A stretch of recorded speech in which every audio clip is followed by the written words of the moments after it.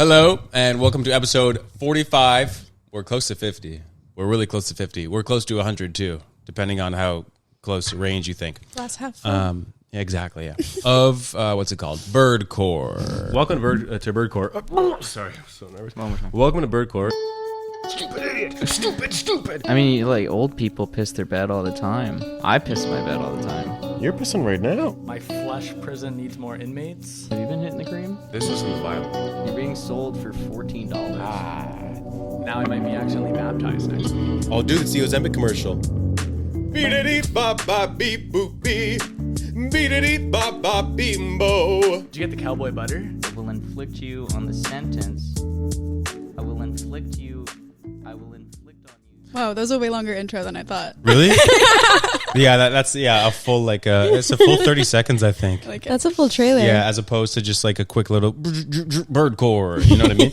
Yeah. I always love to play that live instead of in post production, so that I can see the guests' reaction. I think I was trying to not react too much. Yeah. I'm glad that you did, though. I'm glad you did react. It's good to know that it's an attention grabbing stinger and intro. So perfect. Yeah, that's a collection of sound bites from when I hosted this show with my friends Tom and Kit. Okay. And so my friend actually texted me this morning, Brandon, and he said that his favorite part in that is when I'm told that I'm being sold online for $14. It's one of the better sound bites in there. That's very It's street pretty sense, iconic. I feel like. Very street sense, right? That's true. Yeah, $14. Come get sold with me for $5. Right? Yeah. Wow. Yeah, we need to knock it down to 5 to make it truly street sense core. Is that all I'm worth? Jeez. Well, for those of you watching, you'll notice that I'm not alone today. And I mean, for those of you listening, I'm sure you also can put that together based on the different voices here and the different levels of octave. I think that's a word. We're joined in home studio today. We have a guest. Today's guest is a TV and radio broadcast journalist and online personality. She graduated from TMU's journalism program and began her career at BlogTO while in school. She then worked as a host on Street Sense and now CBC News Toronto, where she reports on crime, social issues, human interest stories, and breaking news. She did a TEDx talk where she spoke about how Gen Z can build financial confidence. And she has so graciously joined us in studio today. Welcome to the show, Mercedes Gaztambide. Nailed it. I got it? Yeah, you did. That was beautiful. Thank God. It's always weird. Oh, it's still going. Yeah, so this is the only one I can't stop early. Yeah. It's always really weird hearing your own bio. Because you're like, that's That's me. you. That's me, actually. That's all you, actually. Cool. Yeah. So cool. What would you have added to that bio? I don't know. Overthinker. Overthinker? Yeah, for sure. Also professional anxiety. Really? And bank cutter. And bank cutter. That's true. Yeah, So- can cut my own bangs. Yep. Should add that to my LinkedIn. Absolutely. Very That's a important. skill. How many times have you cut your own bangs now? Oh my gosh. At least 5. I Wow. think, yeah, the first one was during COVID. And I also cut my hair super short too at the same time. And it was my kind of gosh. giving Elastigirl from The Incredibles. Love that. But it was super uneven. I don't really recommend cutting all of your hair by yourself. But then I got kind of addicted to cutting my own bangs because it was something that was kind of easy. It's you don't have to deal with a mirror behind your head. True. And it just changes your whole look. And they grow out if you have fast growing hair, they grow out and you can just move on with your Exactly. life if they look bad. I feel like it's a good era distinguisher. Yeah. Oh yeah, that time when I had bangs, Yeah. I did this and that and a third, and then they grew out and Yeah. the era's over. It's funny how also just times of year will make you want to do stuff change up your hair. I was looking back at Instagram when the last time I had this hair and I cut it around this time of year too. I'm So there you go. So maybe it's just an April thing. Yeah, Maybe spring, it's a new thing. beginnings. That's true, yeah. New vibe, new Spring hair, cleaning. new me. I think so. What's Yeah. the strategy to bang cutting though? Do you can you really just go right across, No, or definitely don't do that. Do you do the spin or the twist? Yeah, you basically start a little bit more towards the middle of the crown of your head. Take a triangle of hair. So from here, drag down, then pull all that hair to the middle, and you kind of want to get this side layered over this side, and then cut there, and cut them a little bit longer than you want them to be. Always, yeah. Just to see how they pan out, and then you kind of go from there, and then you can do the face Yeah. Oh my god, Face framing? pieces Yeah. on the sides. Yeah. Yeah. No, it's once you start doing it, it's easy, but I think it's just anything's anxiety inducing when you're changing your appearance, you know? Because I've seen true. too many videos where they do and then they let go and it's like, oh, microbang. Yeah. Yeah, Okay. no. Yeah, no. Wasn't really sure about that. Yeah, But- or like the people who like have burned off their hair with like a curling Yes. iron, like biggest fear. Oh my But God. it's also kind of like fun because you're like, wow, I just saved like $80. Oh yeah. That's true. Yeah. In this economy? In this Yup. economy, Anything. Yeah, I strategically wait to get my hair cut at least till I go home to Montreal because I have my barber there. Sometimes I'll be in a pinch and I need to get it cut here, but I do save money when I go back there. And is it also like a loyalty thing? I feel like that's a thing for men where like you have to stay loyal to your barber. Oh, it's huge. Yeah. Yeah. And the reason that I got this barber was because my other barber, who I was so loyal to, took like a 2-month break. And I was like, I need a cut right now. Yeah. So I went to Alex, that's his name. And then since then I've been loyal to Alex. Even since moving from Montreal 5 years ago, I still try my hardest to go see Alex when I can. Is the other guy like mad that you no longer are with him? No, but I actually did reach out and say, hey, dude, I'm sorry for just like kind of ghosting you, but Like a woman would never do that. No, like sometimes Sam does some things and I'm like, wow, like you're nicer than you need to be, but like that's beautiful and never change because like it's just this empathy you have. Like you didn't need to message him. He knew he was taking a risk leaving for 2 months. that's true. Yeah. People need haircuts. Okay. So Yeah. I don't know. I felt bad, but I only messaged him when he got back to the studio. Okay. When he got back to cutting hair, and I think Alex had left that studio, you know, so I reached out and I was like, hey, if you don't see me, it's because I now get my hair cut by Alex. Right. I'm sorry for, you know, so this. funny. And he's like, it's fine. I guess it's good that Alex left though, because imagine they're like working side by side and you're now in the other guy's chair. That's the thing.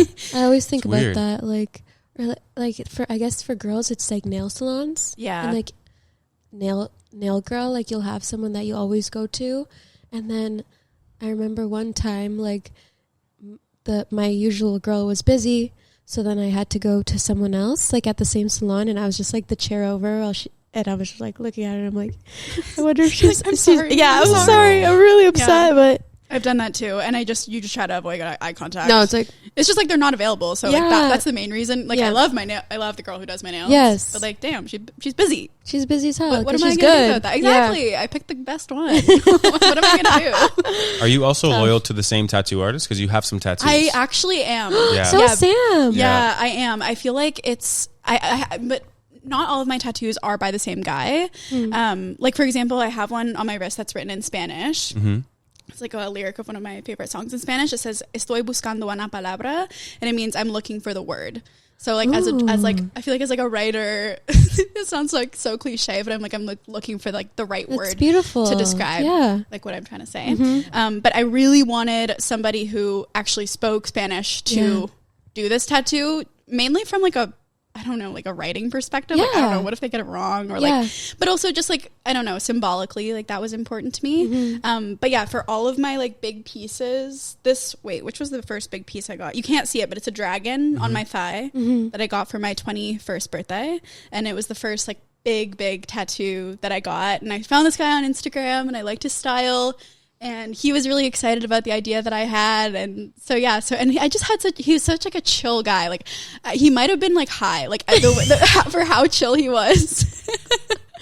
You know what? To each their own. Yeah, if you could get the work done, like, okay, exactly, do what you got to do. Exactly. He also burns incense in his studio, which I love too. Like, The green flag. that calmed me down a lot. He works really quickly. And then after that, what was the next tattoo I got by him? I think it was this one on my arm, like this really big one, which is my favorite tattoo that I have. And he was opening up a new studio and put like a giveaway on Instagram and was like, I'm going to choose like 5 people or whatever from like my comments on this to like give a tattoo to like celebrate my new studio. And I never win, and I've never won like any giveaway ever. Neither have I. Yeah, but this time I did win. And so when I messaged him, he's like, what do you want to do? And I was like, what do you want to do? Yeah. Like, tell me what you like. And he's like, I'm so excited that you said that because everyone just wants like little tiny tattoos, like whoever won. Yeah. So I was like, so he's like, and he sent me the rendering and I was like, this is perfect. Yeah. And so then after that, I just didn't like going to other people. And I got another one in Puerto Rico with my family, like that matches with my my sibling and my dad and my uncle. And yeah, I felt wrong. Like I felt wrong being with another person. I was like, Alex, I'm sorry. Yours is also named Alex? Yeah. Oh my God. Okay. With a lot of important Alexes. What's your guys' last name? Actually, I don't know mine either. Yeah, no. Well, yeah, my hair guy's Alex and your tattoo guy's Alex. Oh, That's your so hair funny. guy's Alex. Okay, Yeah, not yeah. your tattoo guy. No, my tattoo guy's Kevin. Okay, not the same tattoo guy. No. Although we don't even have the same style of tattoos at all, so I wouldn't have been. Yeah, mine's like the realism kind of. How long did that take? I think both arms left arm took 7 sessions or 5 sessions. Wow. And the right arm took, I want to say 4 or 5. Do you like the pain of tattoos?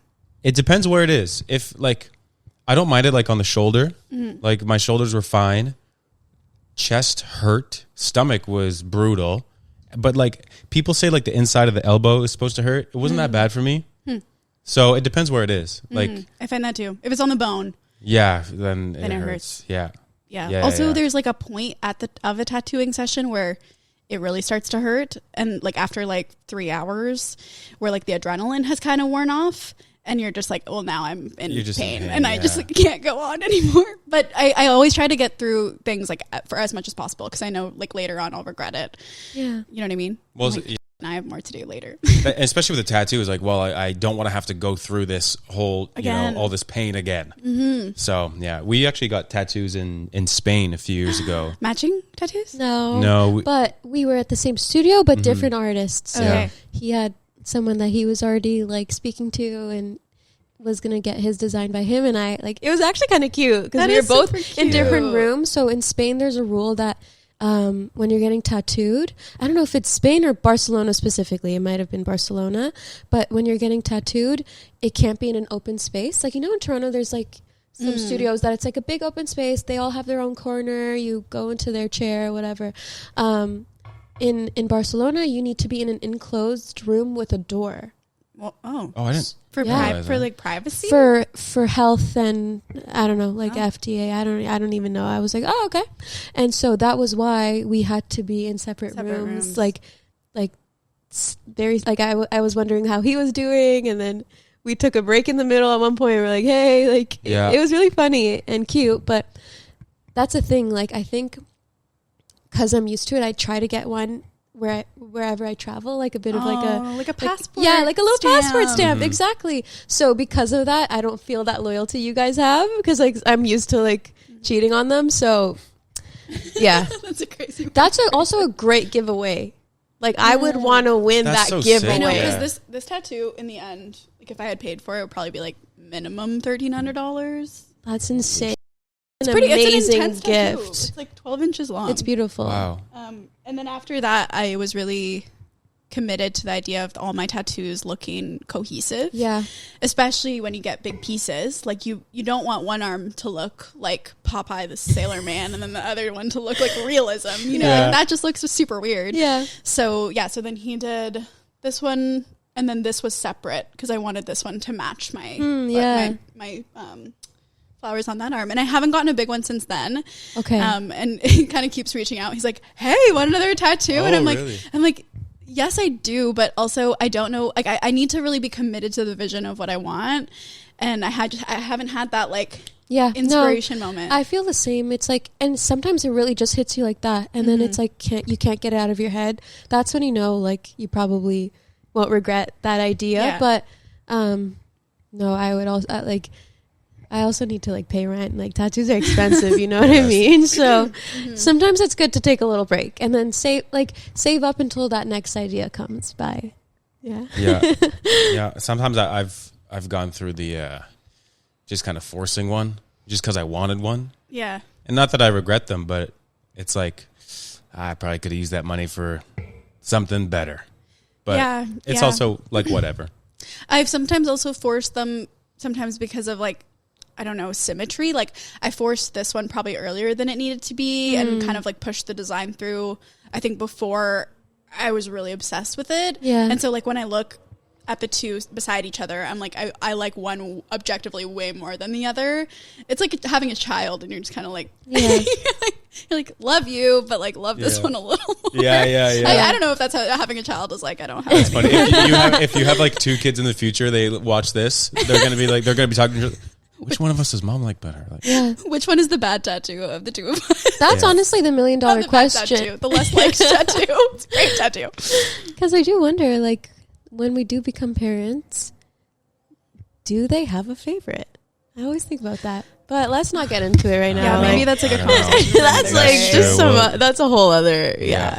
So, seeing as you are on TV for work and you've been on camera for most of, if not all of your career in some form, like kind of like sticking in the tattoo world, that's like fully okay to be like, they don't ask you to cover it up kind of thing. Like, No, they never have. I think we live in a, thankfully, like a much better world now. And also, I don't know if it's also like living in Toronto and like working for the public broadcaster and like those kinds of things that might be on my side more. Like maybe if I lived in like a really conservative part of the United States, it might not be the same reality for me. But I actually, Amrita, like my former boss, your current boss, was somebody who's, I asked her, I was like, what do you think about me getting visible tattoos? And she was like, why not? Like, go for it. And I was like, really? And she comes from more of like that old school, like news world. And so I thought she was going to be like, like maybe don't.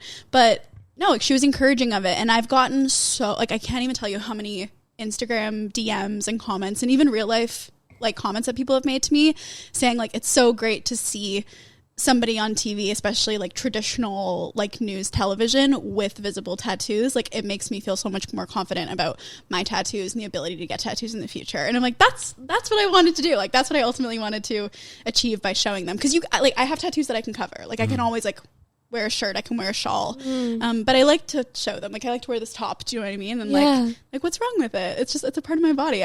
Maybe I wouldn't get like a teardrop on my face. that's but you know, you have to like maybe feel like a little tasteful about it. But no, I think it's like cool to see the younger generations and the things that like identify us as being younger generations, like moving into those professional spaces. Yeah. Because even like growing up, I feel like that's what was told. Like, oh, you're not going to get a job. Like if you're going to get a tattoo, if I'm going to get that little heart over here, I'm not going to get a job. And I like was freaked out by that for the longest time because I'm like, I believed it. So I think it's really great that both of you that are in the public eye and that's not even a questioned aspect of your physical appearance. It's just like, oh yeah. But like a lot of people have tattoos. It's normal and it's fine and it doesn't change anything about your professionalism. It's just a part of you. That's it. And it like reduces stigma around tattoos in general too, I think. Like, I don't know, if you like us as personalities, like when you're seeing us on TV or on social media or whatever, and then you also find out we have tattoos, you're not like, oh, like that doesn't change like their opinion about us, but it does make them see like, oh, well, like somebody that I like and look up to has this thing that maybe my parents have told me is kind of taboo. So like, what does that mean for me? I don't know. I think that's an exciting idea. Yeah, definitely. I'm sure you can agree with this as well, like in yourself, but I've been lucky where I've had parents who are like, go, like, sure. Oh yeah, me too. Yeah. Yeah, no, my dad got me my first tattoo. Oh, really? Yeah, on my 16th birthday. And was it my 16th? Yeah, it was my 16th birthday. And it was a rib cage tattoo, just like probably the most painful spot to get a tattoo. But I was like, this is what I really want. And he was like, okay. And my stepsister got one in the same spot on the same day. Oh. And he paid for it. And that was our birthday That's gift. really cute. So yeah, so he's really supportive of that. He has, like I said, we have a matching tattoo with my sibling as well and with like my uncle, which was honestly a really special experience. Like even though it wasn't with my boy Alex, like it was nice to all get like a tattoo on the same day, choose the design together, all those things. I'm sure Alex understands that too. I'm sure. Yeah, no, okay. He's fine with it. I want to talk a little bit about the trajectory of your career to get to where you are now. I understand that while you were in school at TMU, you started working at BlogTO at that point. You were doing both at the same time. Yes. And that came about because some BlogTO, I guess, employees came to speak at the school, and you had a friend, because you were already posting on TikTok. Yeah. And BlogTO wasn't doing TikTok at the time. So your friend had encouraged you to maybe go say something, which ultimately you were like, no, not really. And then a week later, Yeah. a posting came about, and then you ended up on Block.to. Applying If you for couldn't it. tell, I listened to the podcast that you did. Oh, where I what was it? explained it? Yeah, it was Listen. Yeah. That With podcast? Jesse. Yes, yeah. That was a great one. Yeah. So weirdly, the event was not at TMU. That was the only thing that was wrong about that story. Okay. Everything else you got perfectly right. Let's go. But it was actually like a random person who I followed on Instagram was like, "Oh, I'm giving away 2 tickets to this like Blog.to panel." And I'm just gonna like, this is another instance of me winning a giveaway.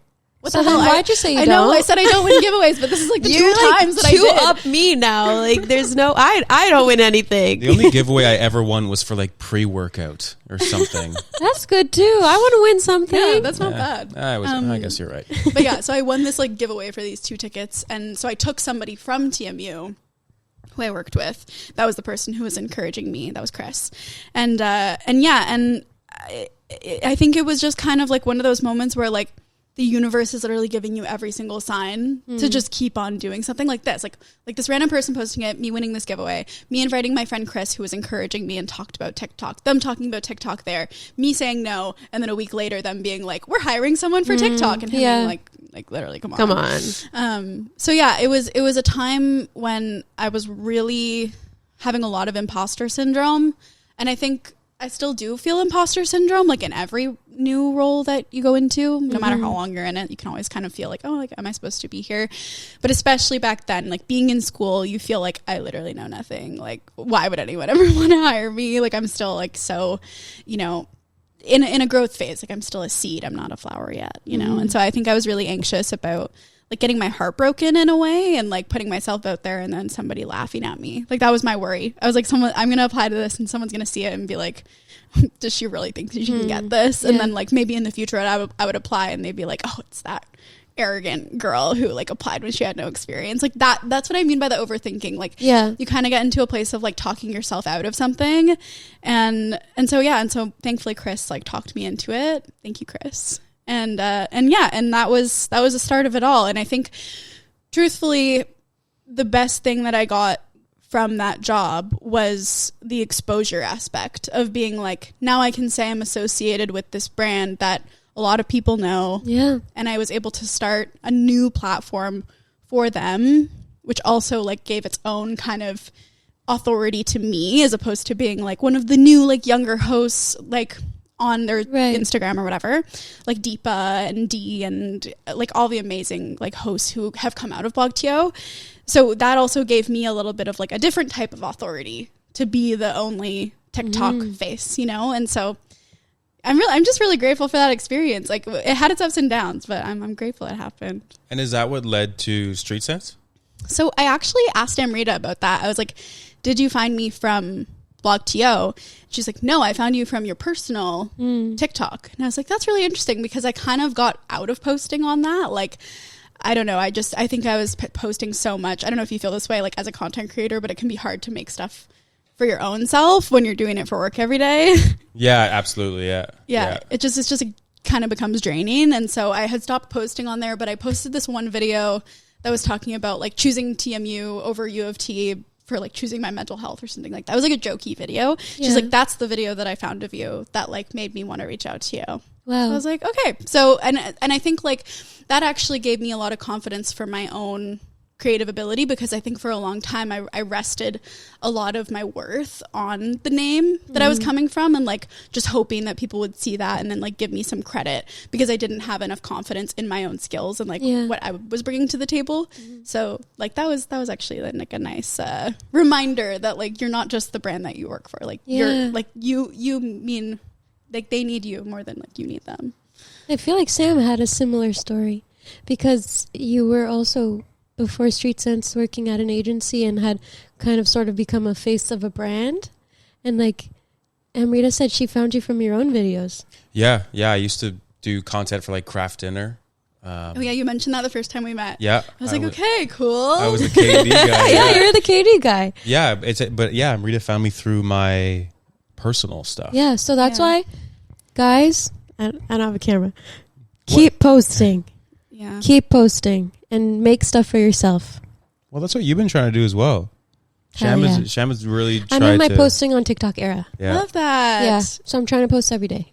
I'm proud of you for doing that, because it's a lot of work, and also it's really like nerve-wracking, I think, to put yourself out there every single day, especially when you're posting something, you're putting a ton of work into it, and they're like 200 views. Oh yeah, that was and you're me like, yesterday. oh, so I'm talking to myself in the mirror. Well, guess and what? I actually have fun making it, so I'm just gonna take that part away from it. I don't care so much about.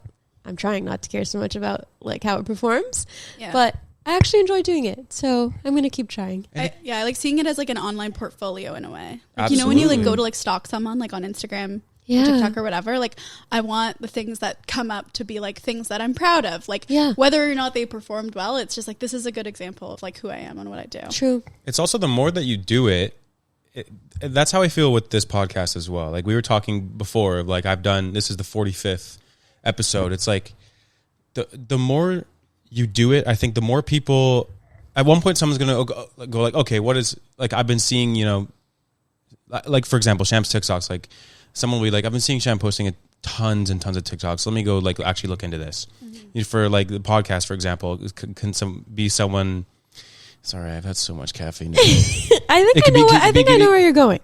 But it's like just the compound interest, I guess. Yeah. Of just you're so street sense coded now. No, but you know what it is? I was listening to your TED Talk and like all the money terms and whatnot, and I was like, it's all in my brain now. The compound interest. Compound interest. No, but it's true. It's just like sometimes volume actually kind of makes a difference. Yeah. Whether or not it's not like, oh, if you just post a million things, one of them's bound to pop off. Like it doesn't even really matter if one of them pops off or not. It's just like your continuous effort of going after it and getting better a little bit every time, whether or not you realize it. It's always like when you go back and like if you listen to an old podcast episode or if you like watch an old video, you're like, oh, like that was so weird how I did it that way. Mm-hmm. But you only know that having done 45 episodes or having posted a million videos. True. And I think it's a reflection of your own work ethic too. And consistency is never a bad thing. So at the end of the day, it's a good skill set to kind of put out there that you are capable of putting something out on it, regardless of how many likes it gets, just on a consistent basis. That can never hurt, you know? So if anything, when you're not getting that feedback from people, that's what can sometimes be hard to keep yourself motivated. So if you can still do that when you're not getting that return, it's even like more of an indication, I think, of your work ethic and also your commitment to your craft. Because you're not necessarily doing it for validation. That's like a fun, nice bonus if that happens. But like if you can continue on with it, whether or not you're seeing that return, like you're right. That means you're doing the right thing. Yeah, and you're doing it for you. Yeah, that's true. Yeah, anything that you could do with like passion at the forefront, I think. Yeah, also will. Do you? You mentioned a second ago about watching, like for example, watching an old podcast or watching an old piece of content. With your like TV hits or some are like live, some are I think pre-recorded as well, but. You've been doing about a year now that you've been with news. Yeah. Do you get that feeling of you watch like an early hit that you did and you see how you could have done it differently, or you like cringe a little bit, or is it like that was perfect, that's how I want to keep doing it? No, yeah, I think especially because this is a very much more new skill set to me still. Like even though I've been doing it for a year, it feels like I know I have so much more growing to do, and I have like I can become so much better. Like I can visualize that version of myself that's like really confident with live hits and that's like writing really quickly and is just like picking things up on the go, and like I can feel myself getting better, but I can also see how much more space I have to become a better version of myself as a news reporter. So I even feel it in the moment, like the moment that something's done, the moment I've done a live hit, or the moment something like airs on TV, I'm like, okay, like this was good. I did this way better than last time. This felt way better, way stronger. But like these things, like I know I can do better next time. And I feel like that is actually something that is a really important part of strengthening your craft, is like being able to go watch back yourself and to be able to critique and criticize and also like learn from it, as opposed to just being like, oh, that was crap, I'm never going to do it again. Right. Or on the flip side, always thinking you're already the best. Yeah. And just like being like tunnel vision of like, I already know everything. Like I don't need to learn anything. I'm good. Like how wonderful is it to have that vision of a better version of yourself and like constantly working towards it? Yeah. And I feel like sometimes you don't always know what that path is going to look like, and you don't know like what things are going to push you to that next level till they're happening. Yeah. But it's exciting. And I think like in my last year of Street Sense, like right after I got back from the Olympics, I felt the stuck feeling. Like I felt that sort of desire for change, and I didn't know how to make it happen, but I just manifested and wished and prayed every day that like something would change and something would like give me that feeling of challenge back when you're at the start of a new adventure. And like that kind of tension that you feel every day of like, is this going to go good or is this going to go bad? And so then when that happened and I started with news, that was happening. Like I was feeling really challenged, and I was like, whoa, like this is not a comfortable, easy thing for me. And it made me kind of want to quit.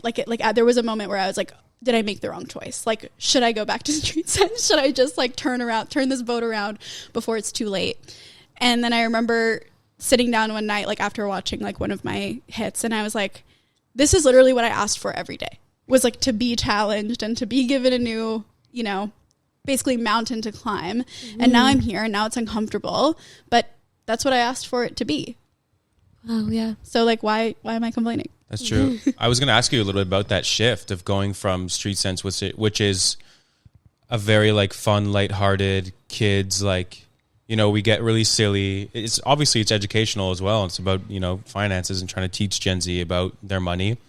But going from something like that to, you know, news, it's like, it's real, it's raw. It's like you could be covering, you know, homicide and stuff like that, like really serious topics. So, I mean, Sham actually was a bit curious about the shift of going from one to the other. And then, you know, if it's difficult to not kind of take that stuff home with you, you know what I mean? Like if you cover something quite serious. Well, in terms of the shift, like I think as performers, like as creators of any kind, I think you kind of start to like build out what you think your personality is, like what you think your on-camera personality is. And I basically had to take everything that I had been doing for the last like 5 years and be like, that's not me. Like, or that's not the only version of me, because I couldn't be that silly sort of fun, jokey version of myself. Yeah. I smile literally all the time. Like it's not something I can turn off. So suddenly going to all of these more serious, and yeah, like you said, like sometimes like you're literally at the scene where somebody just died. This is a good example. Like last summer, I had to go to a scene where a child had died, and I think he was like 8. He was 8 years old, and we didn't know anything. Like that's the hard thing about a lot of these things is you go in with no information except for a police report, essentially. And so we're listening to the police report. We're walking around the area, and then myself and a reporter from Global News, who is also a younger reporter, who I'd kind of just hit it off with, we were like, okay, we're feeling kind of like anxious about going up and asking people like, oh, do you know this family, trying to get more information. So we go into the convenience store, like the grocery store that's like right near the building, and we just started like chatting with people, like not even saying like, here's a microphone in your face, like tell me what you know or tell me what you think. And we ended up talking to a guy who was the boyfriend of the mom whose child had passed away, and nobody had talked to her yet. Like nobody had gotten in contact with her. And so it was like this weird situation where we now had to kind of handle the, you know, being like careful with somebody's emotions after such a serious loss, and also trying to be able to give them the platform to speak. Like that's what I think like news is for. That's what I think journalism's for, is to get people the platform that they need to tell their stories. Not for us to have a great story, but for them to be able to tell their story. Yeah. That's how I view it. And like if they don't want to, then they don't want to. Like, and I will never force somebody to speak. Like, I don't know, I've seen some people be really pushy, and like, I just can never be like that, because it's not, I'm like, the whole point is you. The whole point is you and your story. So why would I force you to talk about something? Yeah. So anyway, we had to have that, like, you know, that sort of careful trepidation, I think, for the first time for me, and also have all these other journalists who were behind us being like, we want to get the story too, and like, we want to talk to this person too. And so it was me on the phone with the mom going like, hi, I'm Mercedes from CBC News. I'm so sorry about your son. we don't have a lot of details yet, but I'm wondering if you'd like to speak with us. And she immediately said yes. And in the end, it wasn't her who spoke to us, but like a representative of the family. And just sitting in that house with so much grief, seeing photos of the little boy who had passed away, and they're all like, it's so fresh to them. And I think it's so easy, I think, for people who work in it every day to get desensitized to those kinds of situations, like those kinds of stories and people. And I vowed myself that day, I'm like, I'm never letting that happen. Like, I will always try to treat every single family like with the same sensitivity and care that I'm treating this family today, it being my first time. And I hope that that's always true, like through the rest of my career. But yeah, you don't see that, you know? Yeah. It's just not something, you just don't see it. You see it after the fact when they're talking to the news on TV and there's a distance. But like holding that microphone while a parent is breaking down is really hard. But it's also like why I wanted to do it. Like I really wanted to do something that felt more, I don't know, like impactful in a way, and like that to me felt gratifying and felt like I'm giving like these people an opportunity to share what happened to their child. Yeah. Sorry, that got like dark super fast. That's okay though. No. I mean, I think that's what like sparked the question that I know, although you guys work under the same umbrella, I do think Sam has the privilege of sometimes being like in a safe little bubble because you're not expected to break stories like that. You are bringing a different kind of information and knowledge to people that's more safe and clean and like, you know, pre-written. So it's got to be hard to go from some like an environment like that to having to experience what you did that day. Although, like, I think it sort of maybe harkens back to what I was saying at the beginning, which is like, I worried about like, oh, this is my whole personality. Like my whole personality is being fun and being jokey and doing challenges. And like, this is what people know me for, and I'm not gonna be able to do anything else. And so doing those kinds of stories, like, even though they're so hard, it showed me how much more well-rounded of a person, of a journalist that I am and that I can be. And it helped open my eyes to like, no, I am capable of telling these stories, and like my other aspects of my identity, of my bubbliness, of my like, you know, wanting to talk to people and those kinds of things. Like it just finds a different groove. It finds like a different outlet. And so I think that's what I needed. Like, that's what I'm saying too about like that challenge of like, there is that kind of uncomfortable moment of like, oh, this is what I've been doing for so long and I'm so comfortable doing this thing, but how do I transform it into something different that's going to help me grow? And so thankfully this did that for me, which I'm grateful for. And it's hard, but I like it. And I'm sure, well, the more you're challenged, the more you will continue to grow as well. Like I can imagine when you were on the phone with the mother, like you have certain information you know you have to get, but I could also imagine that based on what she's saying, it's like kind of like when you're doing an interview or when you're, you know, talking to anybody, it's really about actively listening. So maybe there are some questions that you wanted to hit that you just kind of knew based on like what she's saying, how she's talking, it hits you a bit differently, and you know how to kind of like diverge the conversation a little bit, or maybe like this question is maybe it's a little bit too soon to ask this or kind of thing. Like, yeah, you have to gauge. Yeah, exactly. Like, yeah. But, and like, that depends on the person. Like sometimes like there's this sort of saying in journalism, like if it bleeds, it leads. And so people want to hear like the graphic details, you know? And I think like we've been so normalized now to watching like Netflix shows that are about like horrible, grisly serial murderers and stuff. And we kind of like, it's like our bar for sensitivity just kind of gets like higher and higher and higher in a way. Like we have this tolerance now for like seeing these awful things. But if you're actually experiencing it, or you're talking to somebody who's experiencing it, I think you have to be more sensitive. Like, I'm not going to ask this person like, so like, what did it look like when they're like, when his body was on the ground? Like but some people do that. Like I have heard other journalists and reporters do that because like in some ways that's what the audience wants. But I feel like I'm telling the audience what is important, you know? And so if I'm like forcing that story out of somebody and re-traumatizing somebody, like I'm not doing my job. Yeah, I think that rise in tolerance is also translating in entitlement from viewers. And we think that we are entitled to all the details, all the information. Oh, how did it happen? How did this, like, what time, this, blah, blah, blah. And it's like, let's, you know, like, that's not right now. That's not gonna change what happened. Like, Yeah. that's beyond the point in this very moment. And yeah, I think that plays back into social media and just like a saturation of information being delivered to us in multiple formats, and we just want like all the details all at once, and we deserve it because like we're like the viewer or whatever. But Also a whole other thing we Yeah, could get into. Let's get on a bit of a lighter note. Okay, yeah, sorry. No, it's okay. It's okay. You recently were at the Olympics in Italy. And you came back with a big fat rock on your finger as well, by the way. Congratulations. I keep looking at it. Yep.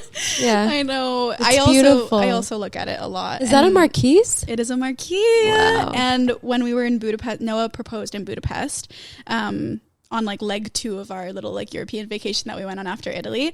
And, we walked past a hotel called the Marquis Hotel, and I was like, "Oh my god, look, babe, like the Marquis Hotel, like Marquis Diamond." And he just goes like, like he was so nervous. And like I posted like a TikTok about how like I kind of had a gut feeling, and then he's like, it wasn't really a gut feeling, it was more like me being very distinctly obvious. But it was still a surprise in the moment. Aww. And like we've been together for 6.5 years, so we have had the marriage conversation many times. Like we went ring shopping together. Like I knew that this was coming down the pipeline. Yeah. And like we got together when we were 19, so living in Toronto and like in this day and age like of our Lord and Savior 2026, like it's not really it's not common anymore to get engaged and married at 19 unless you live in like a random small town where like you know you're gonna inherit your family's farm and like live there forever. Like now there's so much more to consider financially, so like that's why like whereas some people like they might meet at this age and then get engaged and get married immediately, but yeah, we had time to like let it simmer, you know, and like live together and like really get to know each other. And now we're not even going to get married until 2028. Like we're planning our wedding like 2 years ahead because we want time to like choose everything that we want, be really meticulous about it, also save money for it because they like literally cost a fortune. Yeah. So, you know, just take our time. I think that's okay, you know. Well, congratulations. Thanks. That's so exciting. Yeah, I'm really excited. Does it feel different to be a fiance, or does it feel the same with a ring? I say it feels different. Yeah? Yeah, it does. It's you know what? Okay, so last night I was at my friend's birthday party, and she had a few friends there who were like friends of her brother, so like a little bit younger, like 22 maybe. One of them, like we had said that we were engaged, and he turns to me and he's like, so you and Noah, you're like locked in. I was like, I sure hope so. pretty much as locked in as it gets. Yeah, that's such a like Gen Z term as well for it. Like as opposed to me like, yeah, you guys you're engaged. It's like you locked in, twin. Yeah, you locked in. For real. I was like, yeah, So we did. And I don't know. Like I was thinking about it. I'm like, well, literally, we just decided to like commit to each other for life, and to think about it in that grand scale of like, you know, the hope with all of this is that you will be with that person until the day you die. Absolutely. Which is sometimes weird to think about. Like, okay, I've been with him for almost 7 years. Like, that's a long time. What about the concept of being with somebody for 60 years? 60 years of seeing that person's face every day. Like, you really have to think about that before you make that decision, you know? And I don't think a lot of people do, frankly. I think people get caught up in the moment. They're like, oh my God, like, this is so fun and cool and sexy right now. Yeah. And then you get 5-10 years down the line and you're like, man, like, I don't know if I ever really liked that person that much. Well, I guess that is also like people who are closer to this age, or people who are maybe like entering their 30s who are like, oh, it's now or never kind of thing. I think that might be like a situation where you're like, that could also be the thing where like 5-10 years down the line, you're like, oh, wait a minute, I don't really know this person. Yeah. So I basically just repeated exactly what you just said. Love the mansplaining. So great. Yes. All I got to do is spread my legs a bit more. So what if it was this? Yeah. So I like what you said, but here's what I'm going to say. Just say it louder. You know? Yeah.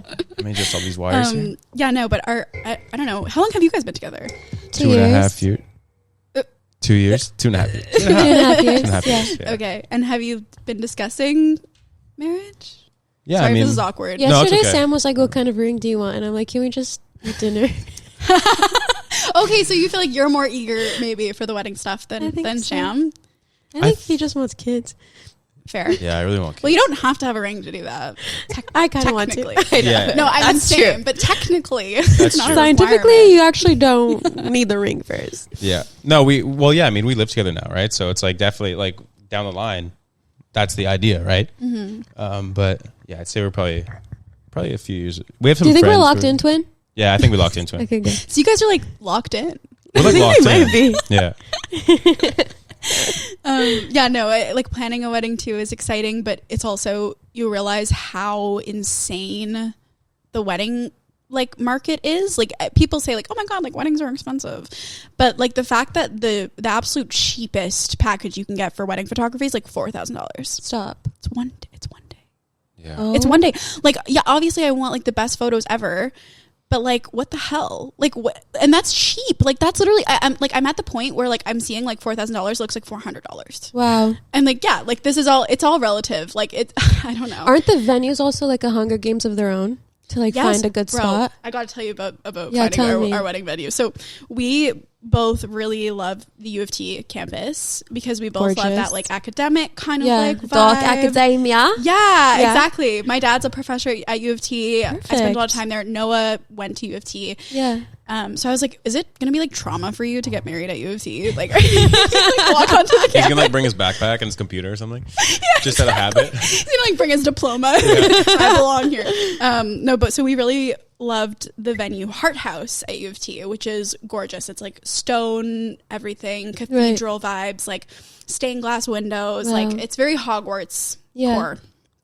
Not J.K. Rowling core, just Hogwarts core. Right. Of course, yeah. And so anyway, so we were pretty committed to this venue, but we wanted to go see some others first, whatever. We ended up committing to it. So we're going to get married at Heart House.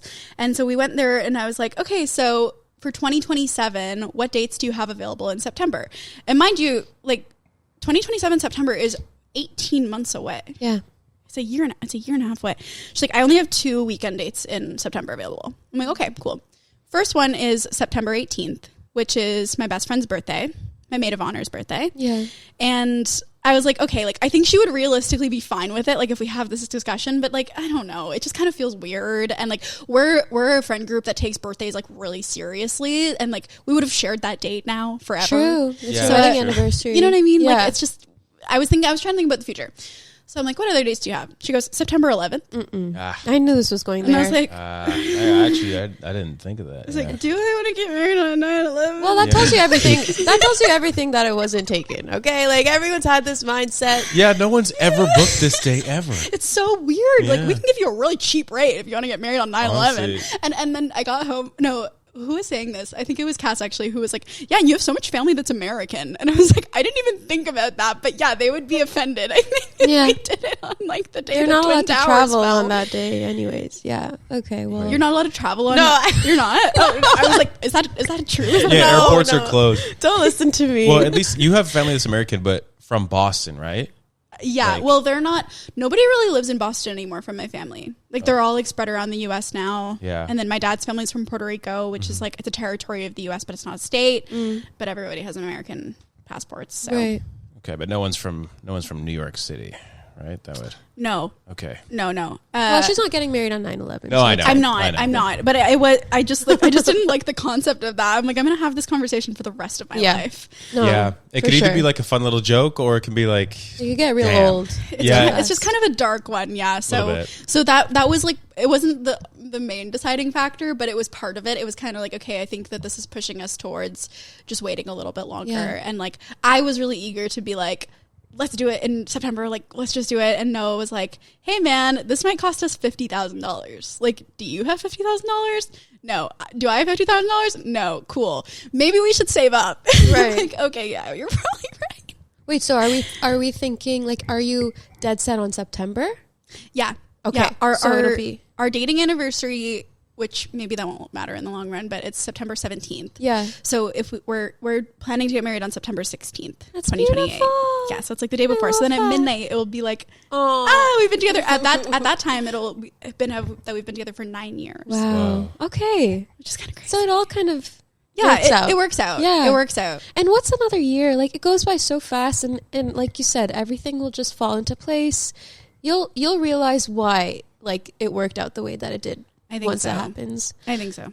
But I think Sam and I should get married at the SLC. Oh, that would be so romantic. 9th floor? Do they have 9 floors? On the beach floor. Yeah. You could have a beach wedding. Yeah. And the thing with the SLC is they wouldn't even like close the building for that.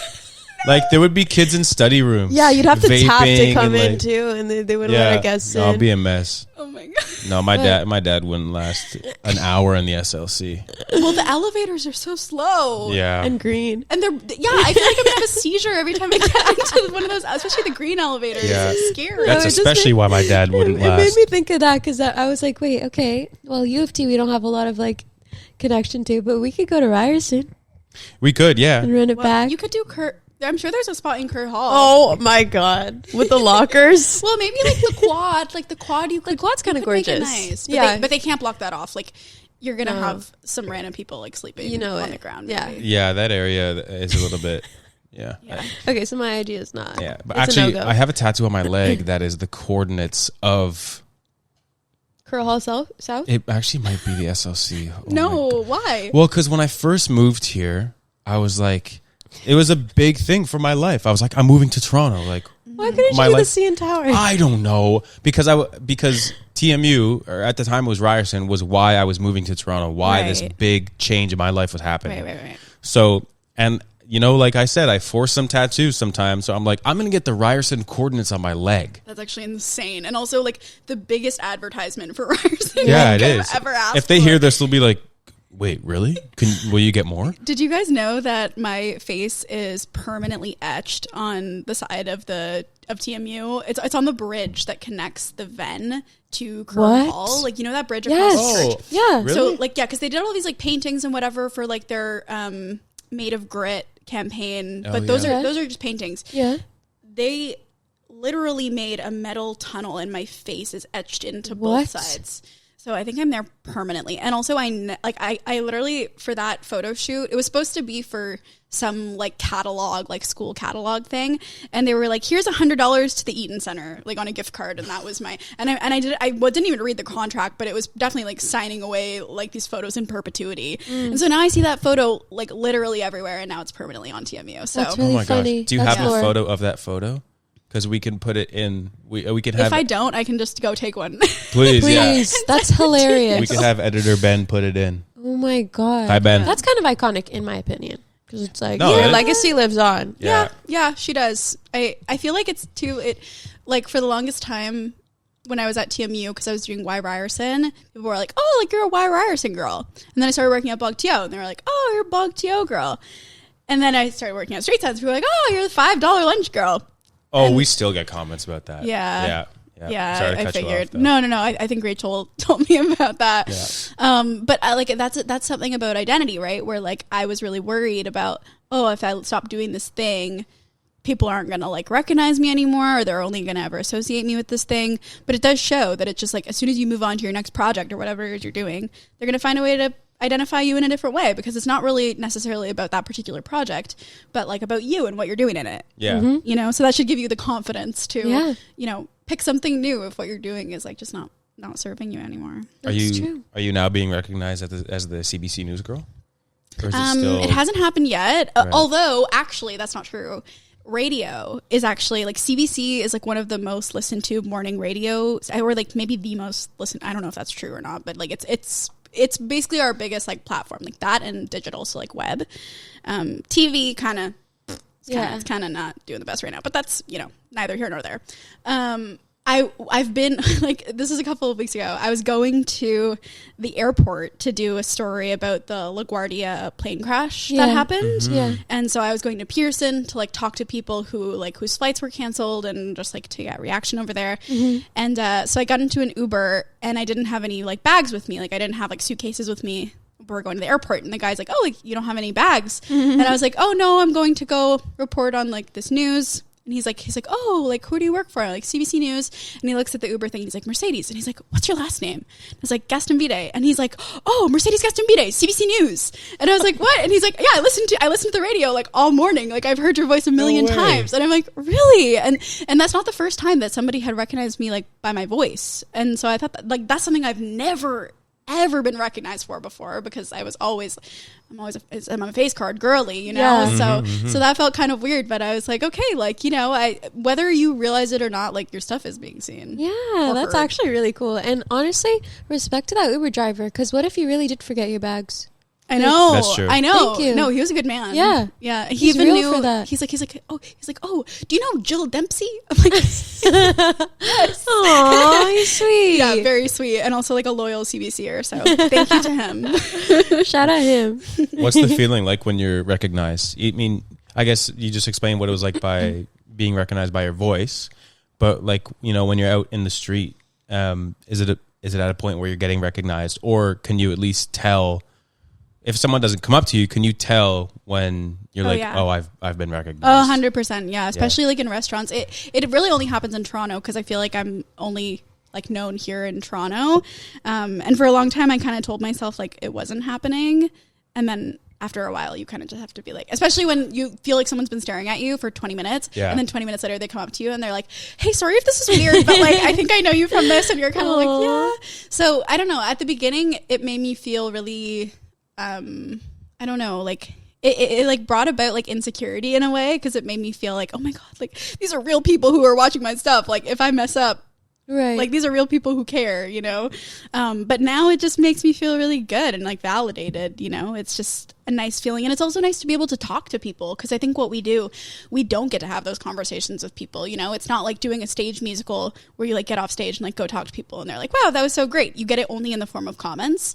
And so I think to be recognized in person feels really nice, because then you can say like, oh my gosh, like thank you so much, like what videos do you like to watch? And then they'll be like, oh, like I love the $5 lunch challenges. And you're like, oh, do you remember this one? And they're like, yeah, that one was so great. And like we can have a back and forth dialogue about it, and I can ask them like, are you in school? Like, do you ever want to do this kind of thing? Like I love to just like randomly chat with people, and so it feels really good to just open that door, you know? Yeah, that's nice that you had like the genuine curiosity as well. Like I know on the podcast with Jesse, you had said that one of your dreams was to have like your own talk show, because you're so curious about other people's stories. And I guess that ties into being on the news, is like you are reporting on these stories, like other people's stories, which you like genuinely care about. Is that still a dream of yours, like to have your own talk show kind of thing? I think so. I feel like I'm very in the mindset of like, just let's see where the wind takes me, you know? Because I think if I have too set of an idea of like what I need to do, then it will like maybe close me off to other certain things. And pretty much every opportunity I've had has been like by coincidence. And it doesn't mean like stop working and stop, you know, like don't have a vision for, you know, what you want for yourself in the future, but just to be like, I'm just going to work really hard and do the best work that I can do and keep my eyes open for opportunities that might work for me, but also know that like the right opportunities will find me as well. Yeah. And have you learned the right way to say no when you know you need to say no? Like I feel like you're probably the kind of person who's getting so many different doors are opening, but with that comes the ability to know when to say no. Yeah. You have to, for sure, like, I think, keep in mind what your bandwidth is, because you don't want to give something 50%. I could not do that. Like, I only know how to give 110%. So if you're doing that with multiple different projects, then that means you're going to be stretching yourself really thin. Yeah, that's true. That's true. That's how it goes. I think like as your careers expand and grow, an important thing is to be a little bit picky, because that's when you are aware of what you are capable of and what you can do in that moment. And it's like you said, the more things you're doing at like 50% is taking away from the one thing that you want to be giving everything to, and you'll suffer in a different way. So yeah, it's totally okay to say no. We need to stop people pleasing all the time, because I suffer with that tremendously. So it's something I'm trying to learn too, is like, no, like I actually need this day off, or I need to like be home and like decompress, and I don't need to fill every minute with something to do, because we are so conditioned to think that that's a waste of time, or you're like hustle, you know? So yeah. I just saw like it was like probably a stupid TikTok, but I did like the message, and it was like your life is literally just for living. Like you don't have to be like always pushing towards the next thing. Like you imagine what your life's going to look like in a week from now, a month from now, 5 years from now, but are you happy with how it looks right now? Like, do you actually enjoy it? Like, if you're not doing anything, if you're just sitting on the couch, like, are you enjoying your life? This is your life all the time, 24/7, from the moment even when you're sleeping, it's technically your life. Yeah. You know? Those 8 hours of rest, you need them. They're important. Right? Mm-hmm. That actually, that's a good way to segue a little bit into the TED Talk that you did. Was you talked to... That's okay. If you got a cough, you could cough. Please cough. It's a bodily function. Okay. It's your life. Yes. You can cough. No more people pleasing. No, that's also what I like about podcasting, is also like it's very like raw and unfiltered. If like I bang my thing, I bang my thing. Yeah, you're right. But in your TED Talk, or should I say TEDx? What's the proper like? I guess it's technically TEDx Talk. TEDx. What's but the it sounds way difference? cooler to say TED Talk. Well, I'm going to say TED Talk. It's because it's TEDx, whatever the institution is. Which was TMU for you. Which is TMU. Yeah. Okay. So did you also do it the same day that Taylor Patterson did it? Yeah. Yeah. Shout out Taylor. Taylor is a Shout friend out of the program. Taylor. He's coming on here in a few weeks for the second time. Yeah. We kind of like just crossed paths. Like he was starting at BlogTO as I was exiting BlogTO. And I'm actually not going to lie. This is nothing against him at all. But like he was actually, him and the other host who was coming on at the time, Brianna, were sort of the reason why I ended up leaving BlogTO. Not because of anything to do with them. They're lovely. They're both of Sam makes a clip and like ends it right there. Yeah. They had contact. crazy beef. Don't edit this in a bad way. No, but it was just because they were trying to honestly like diversify the faces who were on TikTok, which is very fair. Like, you know, as a brand, you don't want to like tie it all into one person and just to one thing. And we were coming out of COVID vibes a little bit. And so they wanted people who could be more like on the street kind of reporters. So that meant that my hours were going to get cut. And I was like, okay, I already get paid so little. Like, what's going to happen if I only work half of my part-time hours? Like, this is just not sustainable. Yeah. And so that's when I decided to like start looking for other work, actually. Okay. Yeah. So, but it worked out. So yeah, I'd say it was Street Sense. Street Sense was my next gig after that. Yeah. So. And at that point you graduated, like you had Street Sense lined up, right? No. I was in my fourth year, my first semester of my fourth year. So I was supposed to do an internship. And then I got the email from Memrita. I've told that story like a bazillion times, but like I ended up basically kind of, she asked me to audition. I auditioned and then they offered me the job, but it was going to be like a full-time job, but I was still in school. So I went to my program director and I was like, hey guys, like I have this job opportunity and like I don't want to drop out to do it. Like, can I just do this for internship? And they were like, yes, it's CBC, it's journalism. Yeah. It's all the things that we want you to do after you graduate. So like, why would we not let you do that kind of thing? So yeah, I ended up doing it like while I was still in school. So I was doing night classes while I started at Street Sense. I didn't realize that. Which was a lot. It was a lot of work. Holy smokes. That is a lot. So you were doing Monday to Friday, 9 to 5, and then... School after, like in the evening. Wow. Holy hell. Yeah, it was a lot at the time. But, you know, we graduated. That's true. All good. And I had the job already lined up. So Yeah, I kind of that's like, great. not that I didn't care about school anymore, but I was kind of like, okay, like I don't need to be my 110% type A personality with all of my projects right now. That's 'Cause, true. like, you know, I've got my job. Yeah. And Exactly. that ties into the segue that I was trying to segue before, too, to the TED Talk, which is perfect because Re-segue. I'm re-segueing. I cut Yeah. off your initial segue. No, that's okay. That's okay. That's how this goes. It's just how the flow goes. But you had talked about living with like a scarcity mindset and missing out on, you know, nights with friends and whatnot because picking up extra shifts and, you know, basically having a very full plate. And I guess that's kind of what you were doing as well, doing Street Sense, then night classes and whatnot. I want to know if you ever look back and because you had mentioned about your life is, you know, this is your only life. Do you ever look back and wish that maybe you did have those nights out? Or do you look back and say, no, like, I'm happy that I did what I had to do to get where I am now? I try to think about what would have been the value of like those nights, and I'm looking at them on, you're always looking at it through Instagram stories, which show like the best parts of any going out experience. But I'm like, the moments where I really connected with my friends, like where I developed the relationships that I have today, like the girl who's going to be my maid of honor, I met her on my first day of J school. And the girl who's going to be one of my bridesmaids, she was my roommate at TMU, who I met on Facebook. Wow. Like just randomly turned out. All of the experiences that led those girls to become, you know, my future bridesmaids were not the moments that we were like getting drunk at Fiction, you know, like, or Gracie's, whatever, God forbid. It was the in-between moments. It was like them supporting me also through my crazy schedule and me being there for them when they were having like a hard day or hard exam. Like, I don't think that thankfully I had friends who didn't hold it against me that like I didn't, you know, come out every single time. Like, and honestly, like they didn't either. Like maybe I surrounded myself too with people who, had that same kind of like drive and vibe about them. So that like worked out for me. But no, I wouldn't have done anything differently. I couldn't have done anything differently because I wouldn't have been able to make it work otherwise. That's true. And every little decision that you did make led you to, led me to this. A believer of that as well? Oh like, yeah, 100%. And I think like what I will say that I'm thankful for, like, even though I did grow up with a lot of scarcity mindset and kind of like this fear around money and like, you just got to hustle and drive so that you like never end up in debt. Is it did teach me to really work hard and like not be afraid of hard work and just kind of be like, you know what, I have to grind on this right now in order to like afford tuition or in order to like get this other job that's going to be like way better for me, like financially or whatever. Like it does teach you a lot of other life lessons about like how to like work ethic essentially. And I think that has helped me in every aspect of my career and life, like outside of finances. Okay, that's good.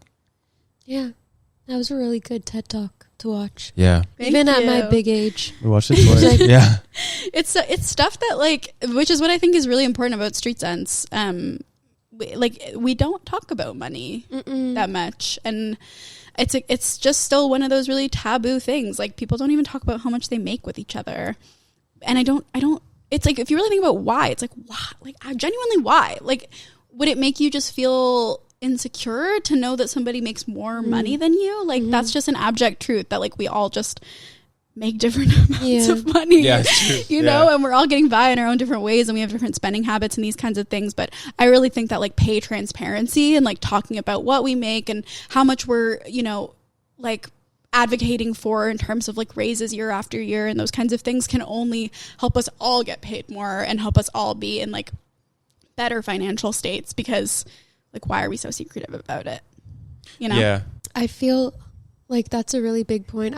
I grew up with that same kind of a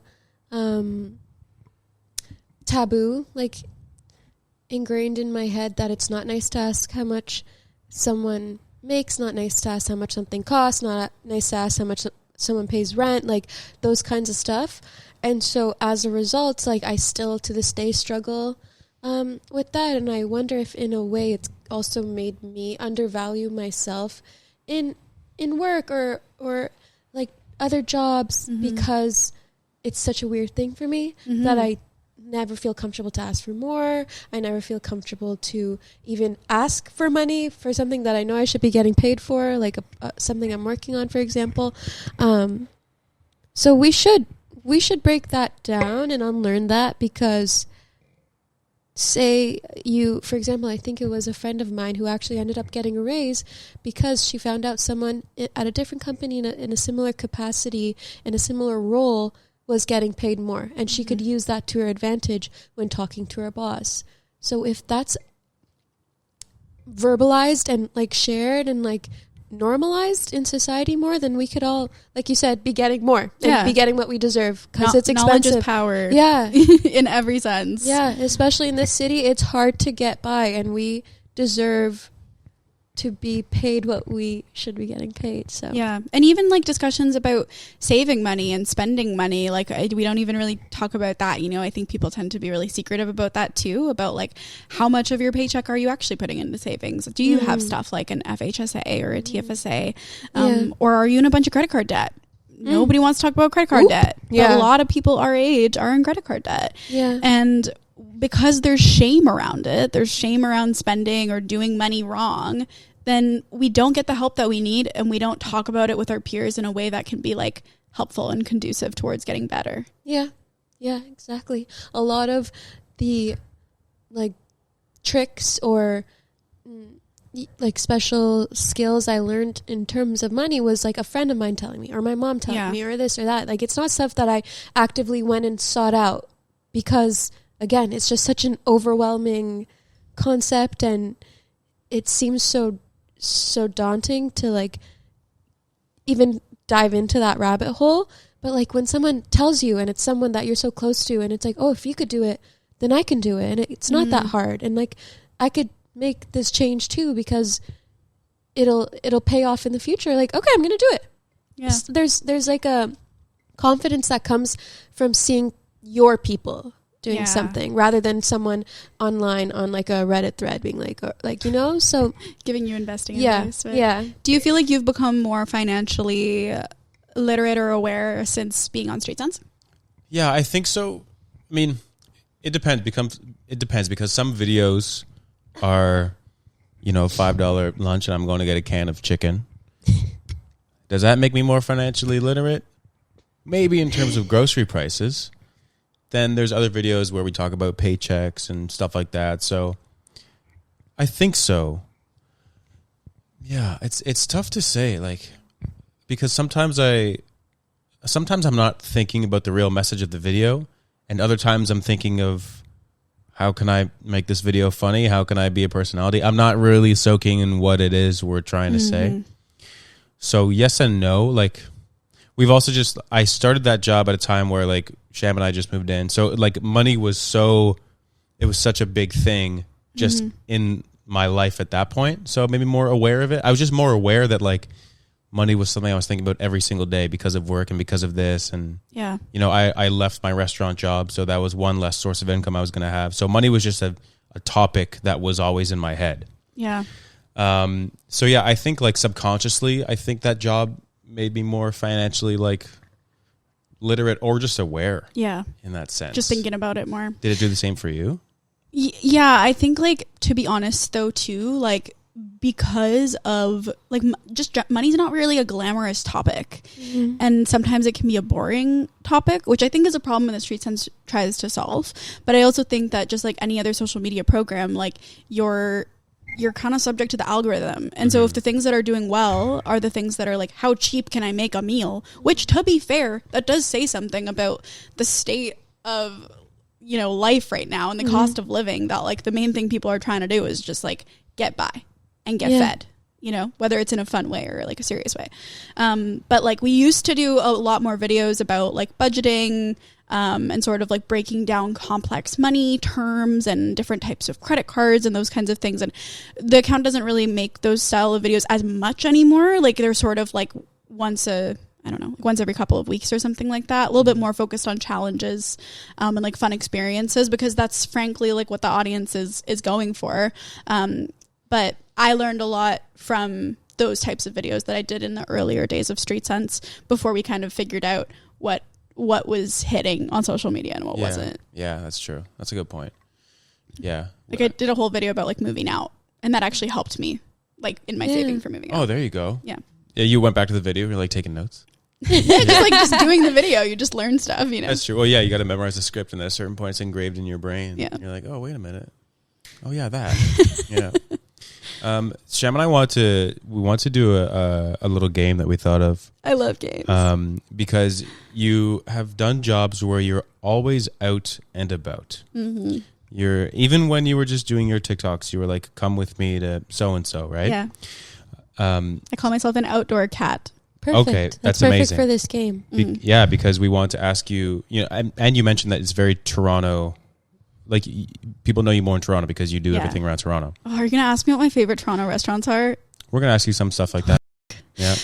fuck. We're putting you on the so spot. bad at these games. It's like suddenly like everything I know No, just I like know. disappears from my brain. But it's not like, it doesn't have to be like that. Like, we could talk I can about think it. it. Yeah, of Can I like course. search Yeah, stuff up on totally. Instagram? Yes, yes. Yeah. Because we're actually interested.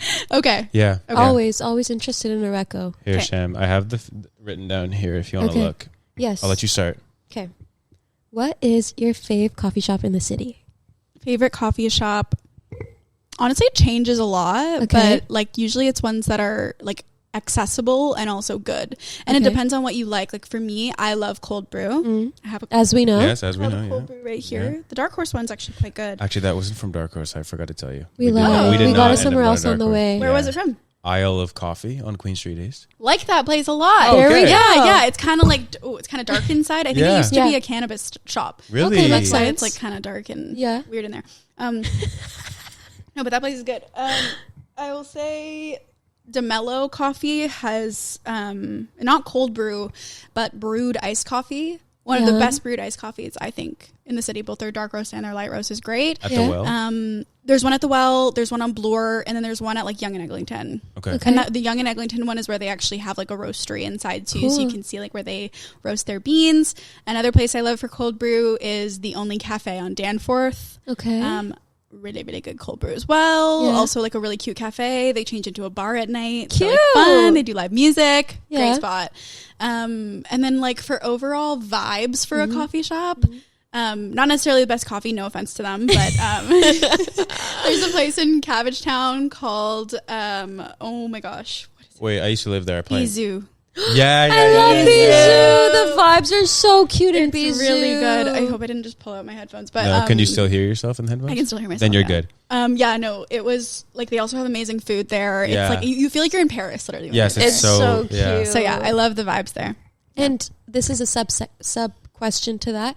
Are you cold brew all year long or Yes. just in, oh wow. Okay. Even when I'm like outside and reporting in like negative 20-degree weather, Yeah. I'm gonna be holding an iced coffee. Like Valid. it's the most Gen Z thing about me. I just love an iced coffee. Me too, but I'm not gonna lie, I switched to hot in the winter. Really? Because my hands just get I'll wear a glove or I True. will let my hands get numb. I really Yeah. don't give a I'm gonna be drinking the damn iced coffee. It just like it hits me. The caffeine hits me in a way that hot coffee just doesn't. fair. And so when I'm at home, I'll have a hot coffee. Like I'll make like a hot Americano, but Yeah. it's when I'm trying to be like cozy, Yeah. not when I'm trying to get up and go. No, like I need Also, the energy. How many coffees do you guys drink a day?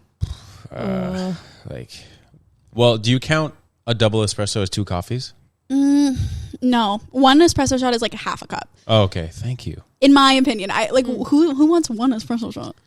Okay, so Yeah. y'all are So 2 we're- birds of a feather because I cap at 1 coffee and that's it. But Really, Sam one a had day? like 5 today. I've think. had 5 espressos today. Wow. I've had 2 double espressos, and then wait, no, You had 1 in the morning. no, I've had 6 espressos today. I had a double espresso. We went to Isle of Coffee. You ever been to Masa Deli, I don't know. Where is that? Queen Street East?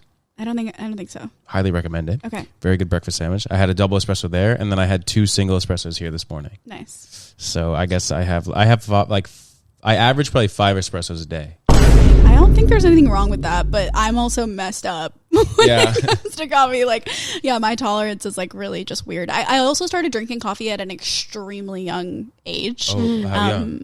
Like, I don't know. I think maybe my first, like when I went out and bought a coffee was like 9 or 10. Yeah. No, I think I like wanted to do it to be cool, but also frankly, like both my parents are really coffee obsessed. Like my dad like roasts his own beans. My mom has so much coffee a day. Like it's just, yeah, It's in your blood. Yeah, exactly. It's just like maybe it's like more of a family thing, but yeah. So like I don't know. I don't even feel it really anymore. But I also I feel it if I don't have it. Yeah, that's why it becomes such a dangerous game. It's like Yeah, when you have so much, you don't. It's just like it's normal. It's like baseline now, right? it's such a normalized drug. I tried to cut I'm it addicted. out. Yeah, no, me too.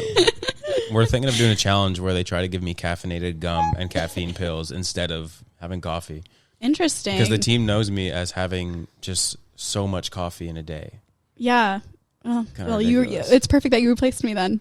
Yeah, it's true. Yeah. Oh, yeah. I guess for people listening, Mercedes and I, we we were guests like you and Taylor at Blog TO. Like, Yeah, just ships passing in the night. yeah, you handed me the torch. Yeah. When you left, at Street Sense, yeah, we never. And overlapped. I think we look really similar. So I feel like I would say, yeah, works. No one even noticed. Nobody even noticed. Right? Yeah. Yeah. They're commenting on videos. They're like, still Love- looks like Mercedes. Sounds Love this different. new though. era of Mercedes. Something changed? She has a mustache. That's so weird. Well, this is very fresh. This is new. I don't know. I don't know how long this is going to stay. We'll see. Okay, what's your favorite burger in town? Do you like burgers? I do. Okay, good. Burger drops. That one's really easy. In Liberty Village? Yeah. Imagine that you were like, oh, I'm vegetarian. No, because that'd be No. awkward. Yeah, that would be That awkward. is such a good I'm spot. not. Yeah, Burger I drops, know. yeah. I love a smash burger in general. Yes. Just because, like, I don't know, there's something about a thick patty that, like, it just gives me the ick. Like, Yeah. I don't know. It doesn't have, like, the right smush that mouthfeel. shit. Yeah. Smash it. Yeah. Smother it in cheese. Rudy's also really good. You have Rudy? Yes. Although I will say they're kind of inconsistent. Like, for me, like, I've had some really good burgers Yeah. at Rudy's, and sometimes I'm kind of like, meh. Rosie's is consistently good. And I like burger drops. So good answer. Yeah, burger drops. Okay, what's your favorite restaurant in town? This is restaurant hard. As a whole. You're gonna need to give me like a more specific. Oh, 'cause like, we were gonna ask- Italian restaurant. We were like, going to ask what's your favorite kind of food, and then you can. Okay. Yeah. I don't even know though. Like I Oh. have so many favorite kinds of food. Yeah. Like, my fiance and I love to go out to dinner. Like it's Yeah. our hobby. I think I fear That's a good hobby. And he, I think, actually even knows more places than me. Like he's always the one who's like, "This is the spot we're going." Like, okay, period. I feel like I know a lot of East End places because my family lives in Yeah. that area. Yeah. But there's a really good Indian place on Danforth called Cumin. Okay. And it's great. Highly recommend. I've never heard of it. Lovely There you people, go. Great curries. Okay. Yeah, that's a good one. And also Sala Thai. I think they might even have a second location now, but that place is also Is that also East End? excellent. Also East End. Okay. Perfect. We're going to explore the East End a lot Yes. this summer, I think. Yeah, you should. It's Yeah. underrated, honestly.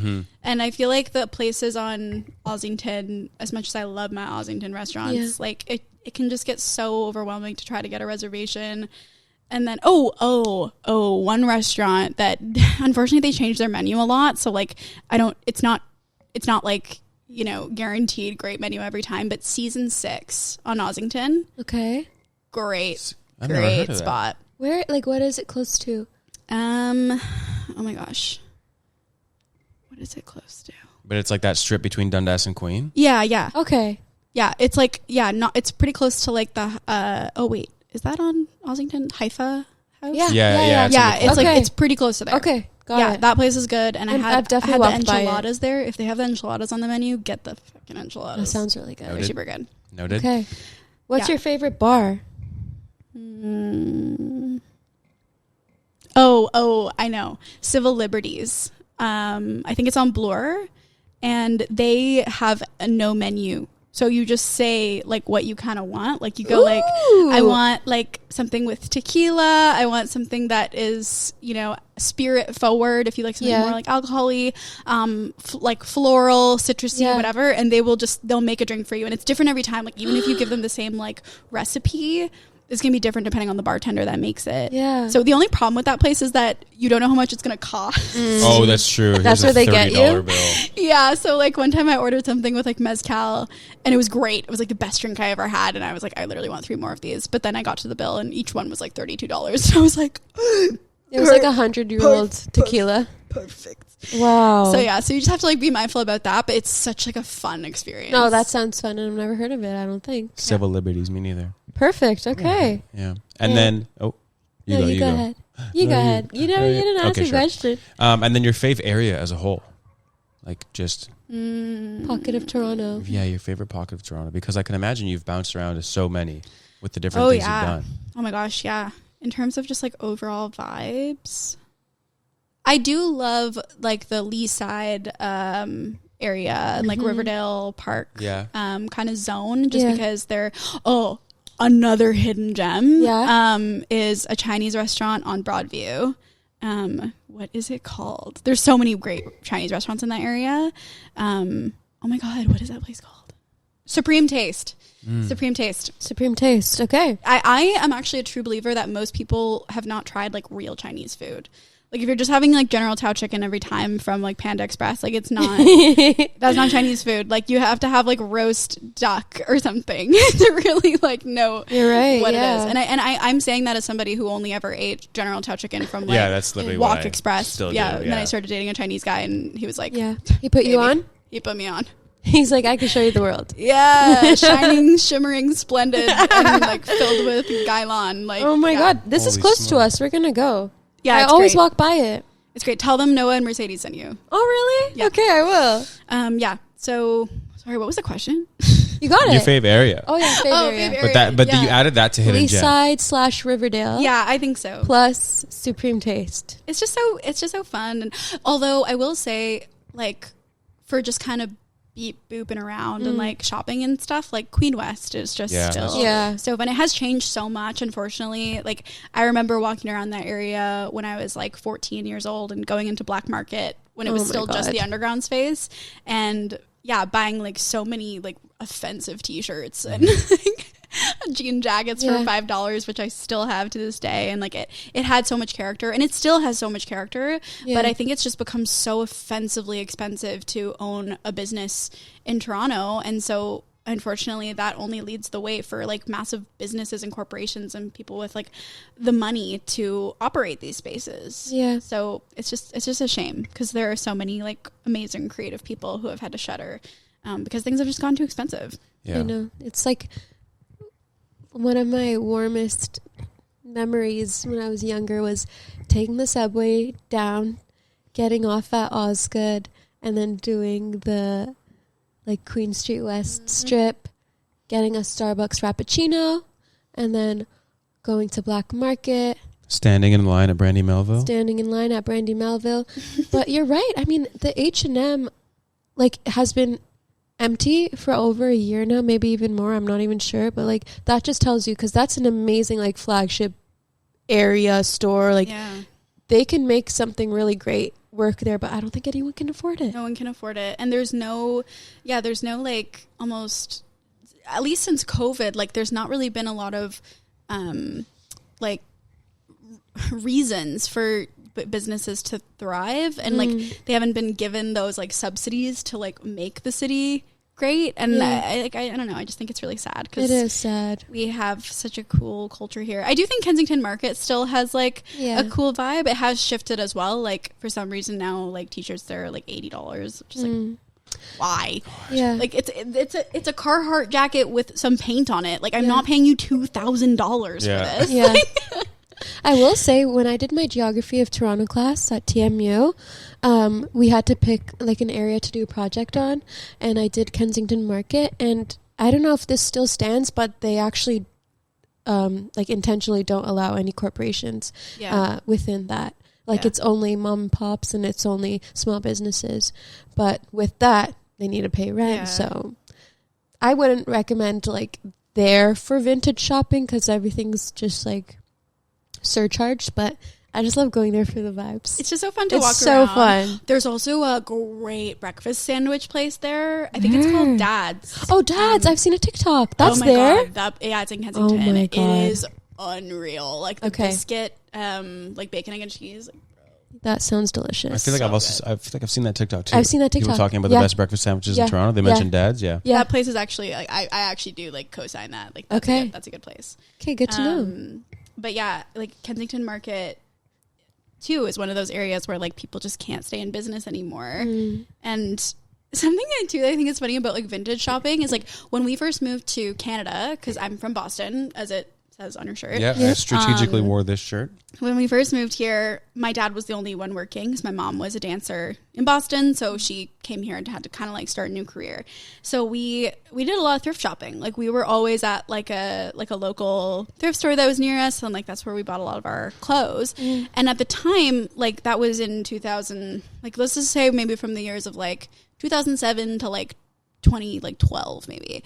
I felt like ashamed of wearing used clothes, and other people did too, and it wasn't like a cool thing to go and buy used clothes. It was like it was a sign that you were poor, and that wasn't like, it wasn't part of the culture to like go to a used store, like I would go there and be like, oh my god, they have an Aeropostale shirt, I can totally play this off, like I just bought this from the mall, you know, and I wanted to have that status, and it made me, you know, like I had like shame around it, and so it's kind of just funny now, like the way that it's shifted and the way that we now look at like thrifting and used clothes as something that's like, you know, aspirational and cool, and it's good for the environment, but also people are still totally over consuming and buying way more than they need, and it costs $1 million now, and so we're pricing out the people who like actually used clothing to survive. Now they're buying instead like fast fashion from Shein because that's the cheap route now, and like it's like we've created this endless cycle of just consumerism.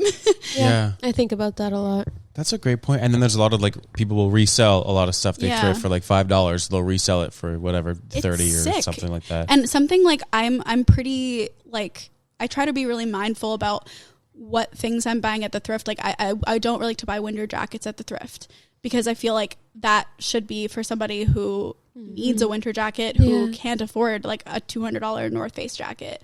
You know, not that I want to spend $200 on a North Face jacket, but like I'm not just going to buy it for the fashion, like because somebody actually needs it for warmth. Yeah. And so, I don't know. I feel very like sort of like I have like a sort of fraught relationship now with thrift stores and vintage.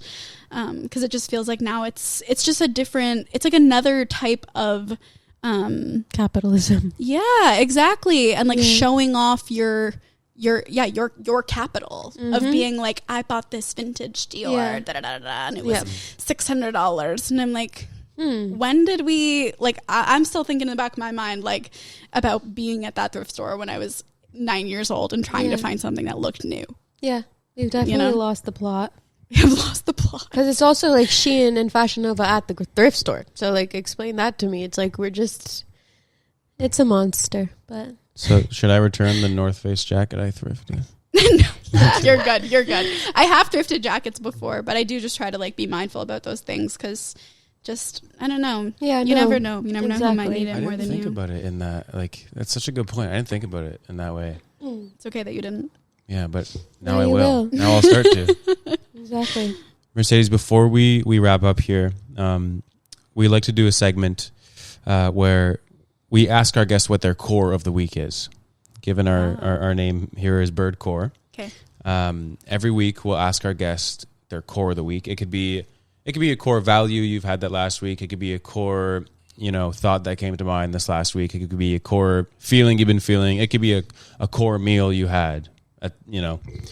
It core anything, literally anything. The possibilities are endless. So I would love to know this past week, what has been your core of the week? Bangs core. Bangs core. Oh, yeah. That's so... all I can think about is the bangs. Like, I go to hot Pilates and hot yoga and stuff, and, like, I kind of forgot, like, what a nuisance it is to have hair on your face when you're in, like, a 40-degree room. Oh, my God. So it's just something I have to, like, think about a lot more in these days, and so I end up spending a lot more time, like, looking at myself and my hair. But, yeah, I think it's bangs core. Bangs core.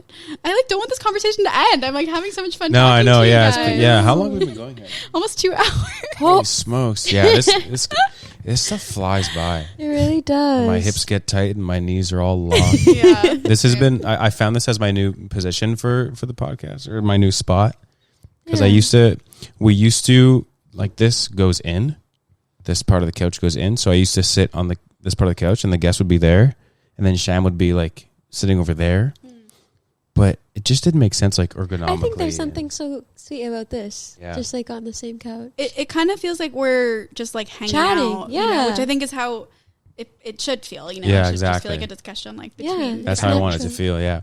It's funny you mentioned that about, because we also do, like, Pilates or hot yoga, like, all that stuff. Yeah. I love that. Yeah. We go to Solace together, which is, like, around the corner. Yeah. But sometimes I actually do go to Sweat and Tonic, which I know that you do. You go. Do you go to the one with the well, or do you go? I go to both, just because the well is close to CBC. Yeah, true. Yeah. So I'll try to, like, sometimes go there after work, but usually I'm a young and shooter. Okay, yeah. So I'll also do the same, like, after work. Sometimes go to the one at the well. Yeah. And how do you like it there? Like, what's your like impression of Sweat and Tonic? I like it a lot. Because so many people have said to me, like, why do you go there? Like, it's a cult. I mean, like, maybe I am in a cult. Maybe I like it. Maybe they got me. It's a cult where I can have a great workout. Like, precisely. So, I'm in the cult of health and fitness. God forbid I'm trying to, Yeah. Like, sorry. And like I love it when like instructors like recognize you. Like that gives me more validation than any person recognizing you on the street ever could. Like when they're like yes, Mercedes, like keep it up. I'm like, yes. That's so true. Yeah, we have that with Alexis. That's really the best kind of shout out. Yeah, Oh, it feels so good. One time the teacher was like, "You tried at least," and I'm like, "Huh?" Oh my yeah, we were super hungover No, and we she were in was the sweet. front row. She was like, it was yoga, so she was like doing this move, and I was trying it, and then I fell, and she's like, "At least you tried." She like probably didn't mean it to sound No, condescending it was at just all, but funny. it just And kinda it's did. like on the microphone too, right? Like, So I was- everyone hears Everyone it. can hear you. I was trying to Yeah. like catch eye contact with Sam because I'm like, did she just One time I yawned in a yoga class or a Pilates class, and the instructor saw me and was like, "Am I boring you?" Oh, And I serious? was like, "Oh my god, On the microphone too, I'm like so sorry. oh my I'm so God. sorry." That's So, scary. that was like you with Mr. Christopher at Jaybird. At Jaybird, tell the story. I put you on the spot. Oh my god. This is kind of where you and I get alike, like you emailing your ex-barber. But Yeah, that's basically what had happened was I what even was it? The class ended and then we come out and he was like, "So how was it?" The instructor. Yeah. And I was like, "Oh my god, I was falling asleep." Like I meant that I was like, it was so like tough that I was like, do you know what I mean? Like I was just like, I couldn't keep up. Like I was like falling, like falling asleep. Like I couldn't do it. And he was like, "Oh, so it was that easy, huh?" And I'm like, and then I think I like blacked out. I'm like, no. And then I just like walked away, like all weird. And the whole day I couldn't stop telling Sam, like, he thinks I was saying his class was boring. He thinks, and so the next time, this is like probably like 2-3 weeks later, I had to apologize. He's like, what are you apologizing about? I'm like, "I'm sorry I called your class boring. It wasn't boring." But overthinker. Yeah, exactly. Nobody's ever thinking about you at the level that you're thinking about yourself. Exactly. Yeah. Like that is just objectively true. Yeah. And it's something that like really I think helps you get over a lot of those personal insecurities that you have about things that you say or like the way that you look. Like it's that spotlight effect. Like really nobody cares. Yeah. Nobody That's cares. true. Yeah.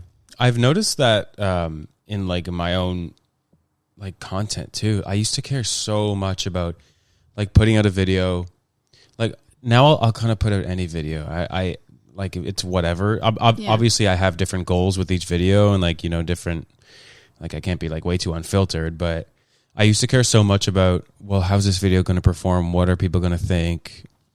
You know, in reality, they'll see it, they'll scroll by it and they'll forget about it within 10 seconds. Instantly. Yeah, but I still send them all to my little sister. I'm like, "Is this funny?" She's like, "No." I'm like, okay, that's the one time where I care about what someone thinks. It's but something that's funny, I think, is like almost our overconsumption of content makes us like not absorb it as well. Like if you really try to think about what TikToks you watched this morning, like it's really hard to remember. that's such a good point. Yeah. You don't like, I don't know, like I'm like, why am I so addicted to my phone? And I'm like, it's great for communication, but like I don't actually remember the things that I'm absorbing, and like that feels bad. That feels like my brain is like going backwards, and you know. Yeah. Do you read? I do read, but I listen to audiobooks Oh, okay.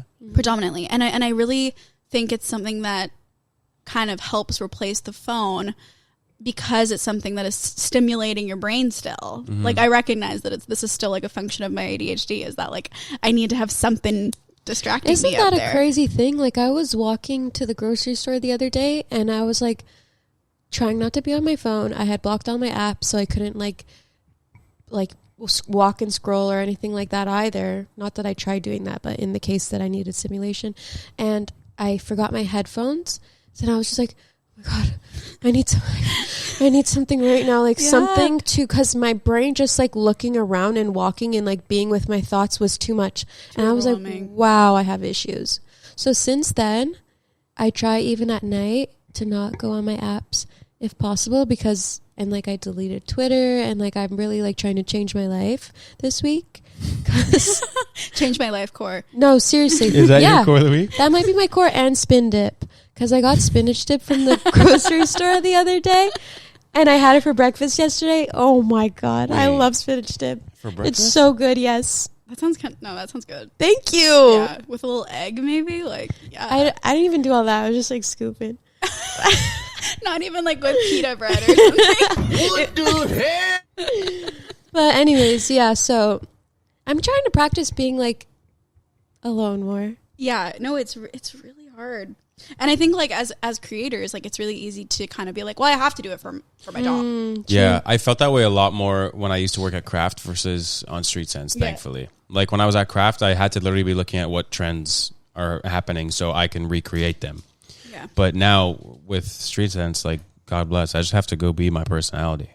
I don't necessarily have to be looking at like what's trending and pitching ideas. And yeah, exactly. Yeah, we can pitch ideas, but it's not expected all the time. Exactly. Yeah. And two, you work with a whole team of people who are thinking about ideas, and like it's different when you're an individual creator and you have to be like, what are the audiences gonna eat this week?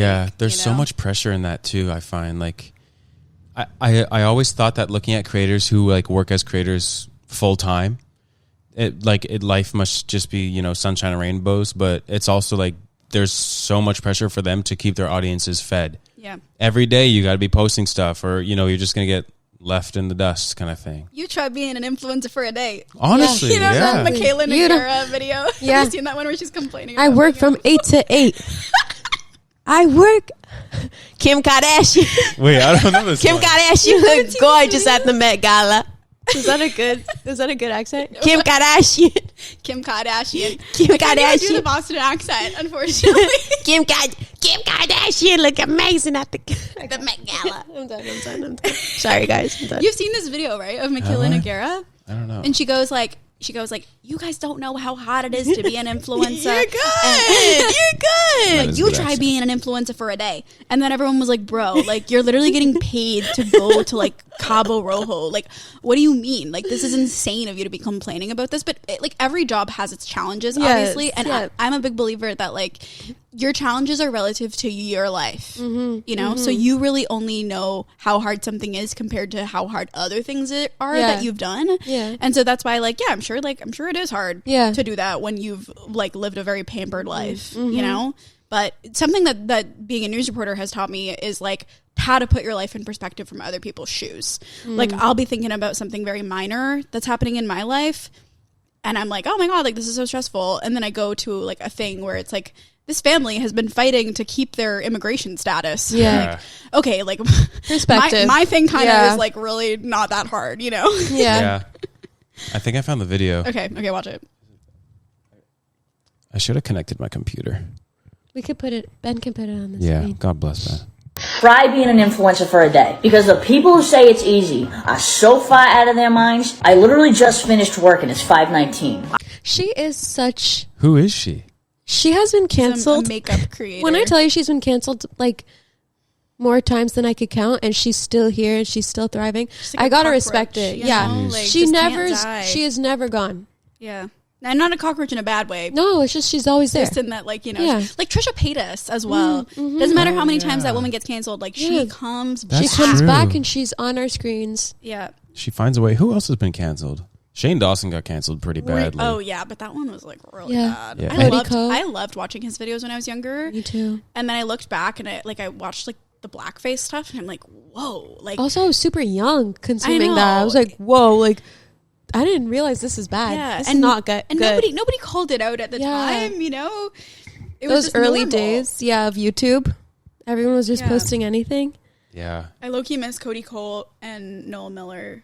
Yeah, Oh, so he got yeah. canceled. I know. Well, Cody got canceled, so that's another one. because of the Tana Mojo Yeah. thing. And he's trying to come back and like be a DJ on TikTok now. Really? Yeah, I've been seeing he has like a DJ account on TikTok. What? Okay. He had to fully rebrand. He couldn't even be himself anymore. Literally. Yeah. It's like David Dobrik, also True. had such a grip on people, and then it's how done quickly now. it all falls apart. Well, it had to do with all the Jeff stuff, right? I think so, yeah. 'Cause- Yeah. He was like puppeteering all his friends, and it got a little creepy. Yeah, Yeah. sure. But then his friend Jeff like almost lost his eye because of the David Dobrik Because of like a challenges. prank that he was doing. Yeah, like he's still.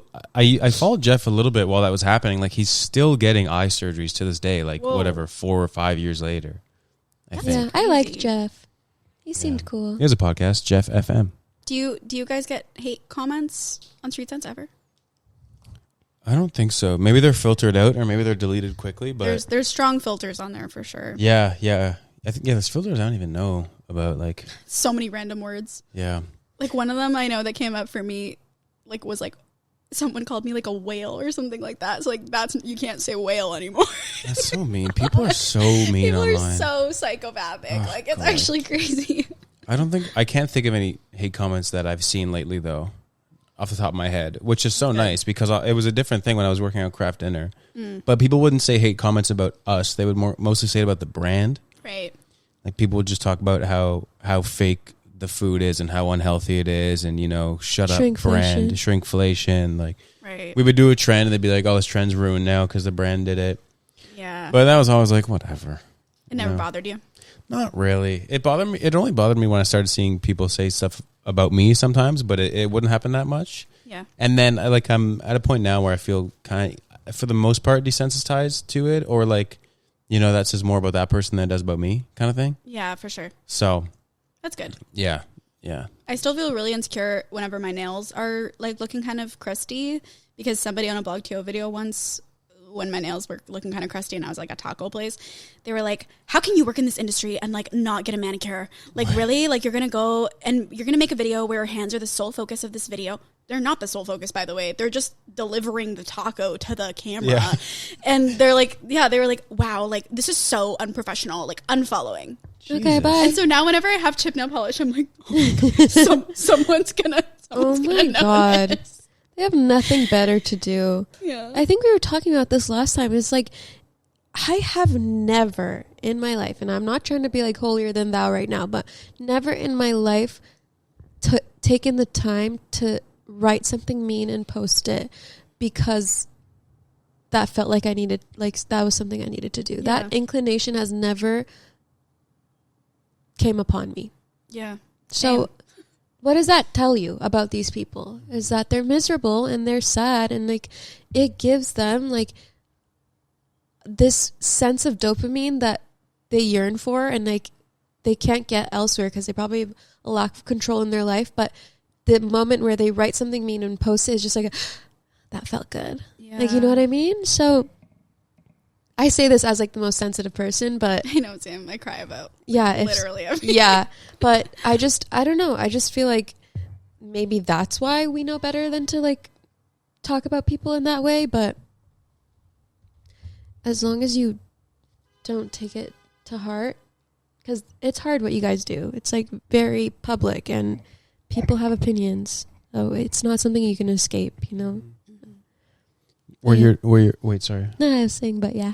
But yeah. That was your closing argument? Yeah. I was going to ask if your nails were done when you got proposed to. They were done, but I was concerned because I was like I said, I kind of knew I was maybe going to get proposed to. And so I was like, shoot, like these nails have been growing out for a month because I got them done right before the Olympics, for the Olympics.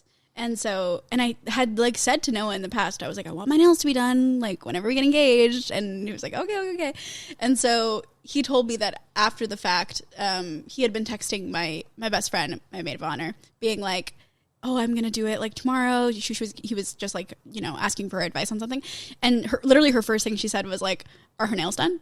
She's so real. And Noah was like, because I had just said to him the other day, I was like, oh, my nails are like looking kind of crusty, like they're all grown out, like whatever. But truthfully, in the photos, you can't tell at all. Okay, good. I think because I had like a French tip, so you like it kind of just blurred out like the line wherever it had like grown out. Yeah. But yeah, they surprisingly looked really good for the pictures. Oh, good. So it worked out. Wait, was there a photographer? Yeah. Noah hired a surprise proposal photographer, which apparently is like a whole niche of photography. Oh yeah. Yeah, like they gotta hide, right? Yeah, you can have someone who does like proposal photography or engagement photography, and then someone who does surprise proposal photography. Wow. And so we met this guy. Like Noah and I have done a few photo shoots here in Toronto with friends, with professionals, just like for fun. So it wasn't too weird.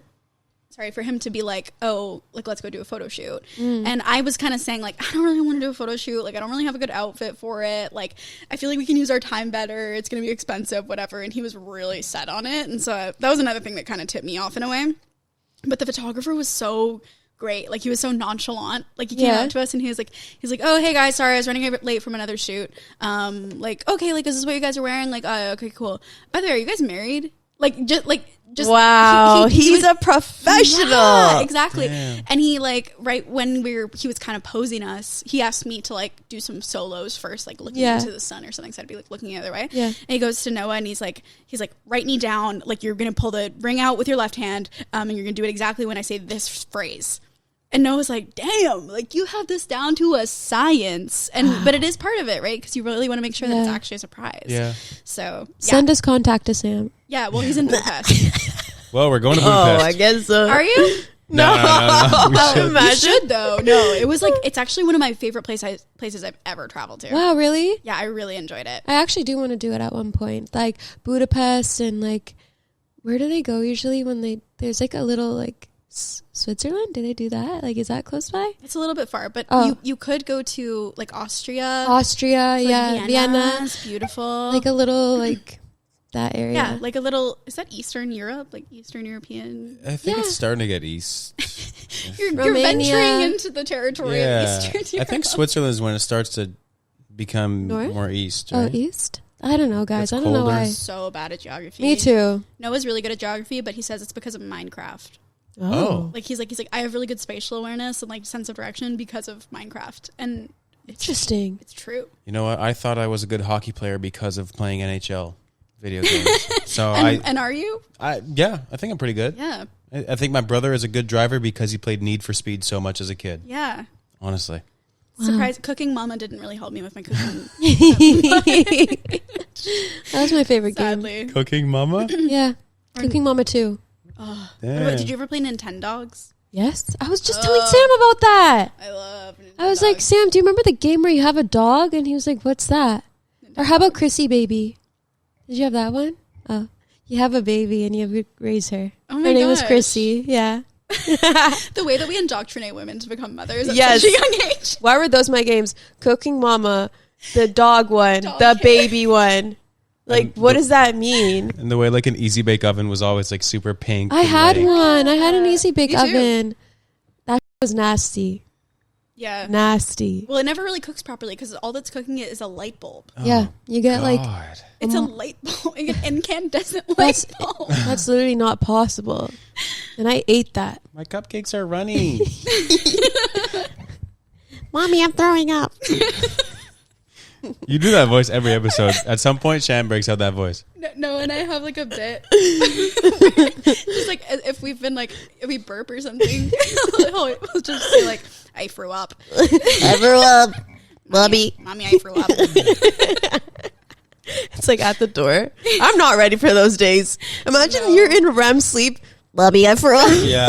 Bro, leave me alone. I'm like, good for you. Yeah. Clean it up. You know what the paper towel is? I have a friend whose little brother walked into the mom's room. Yeah. And instead of saying like, Mommy, I threw up, it was like, Mama, I trowed out. So now I say trowed out. Instead of throw up, he said trowed out. But it means It means threw up.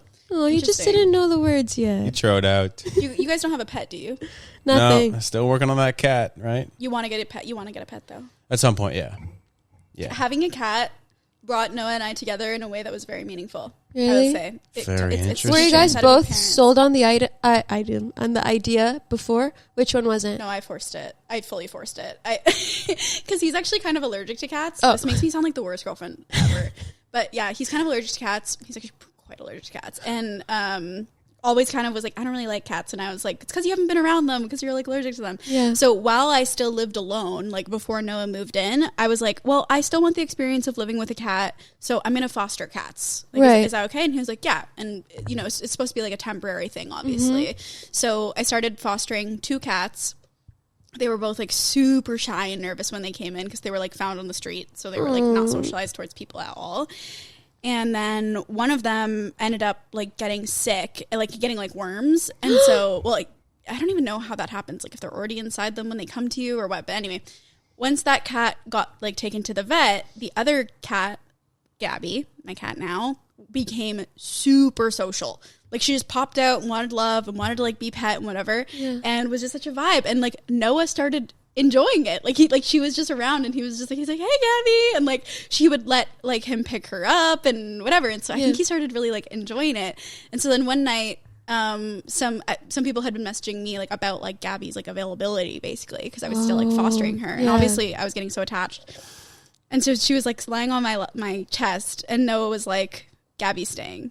And I started crying immediately, and he's like she can't be with anybody else, like she's ours, she's our baby, you know. Stop. So he still lived at home at that time, and like I was by myself, so it was just me and Gabby for a bit, but like he was starting to kind of get used to the allergies, and I had allergy medication like on standby. But yeah, then he moved in, and now he's like pretty desensitized to it. Like, when we go away and he doesn't have like any cat allergens with him for a while and then comes back, like they usually come back kind of heavy. But I will say, like, they have the best relationship ever, and like I think he might even love her more than I do, which is crazy to say because I love her with my whole heart. But yeah, like, and he always jokes like, I still hate cats, like Gabby's not a cat, like Gabby's a little girl. So that's like, I think that's Sam's dream. Yeah, probably. A cat?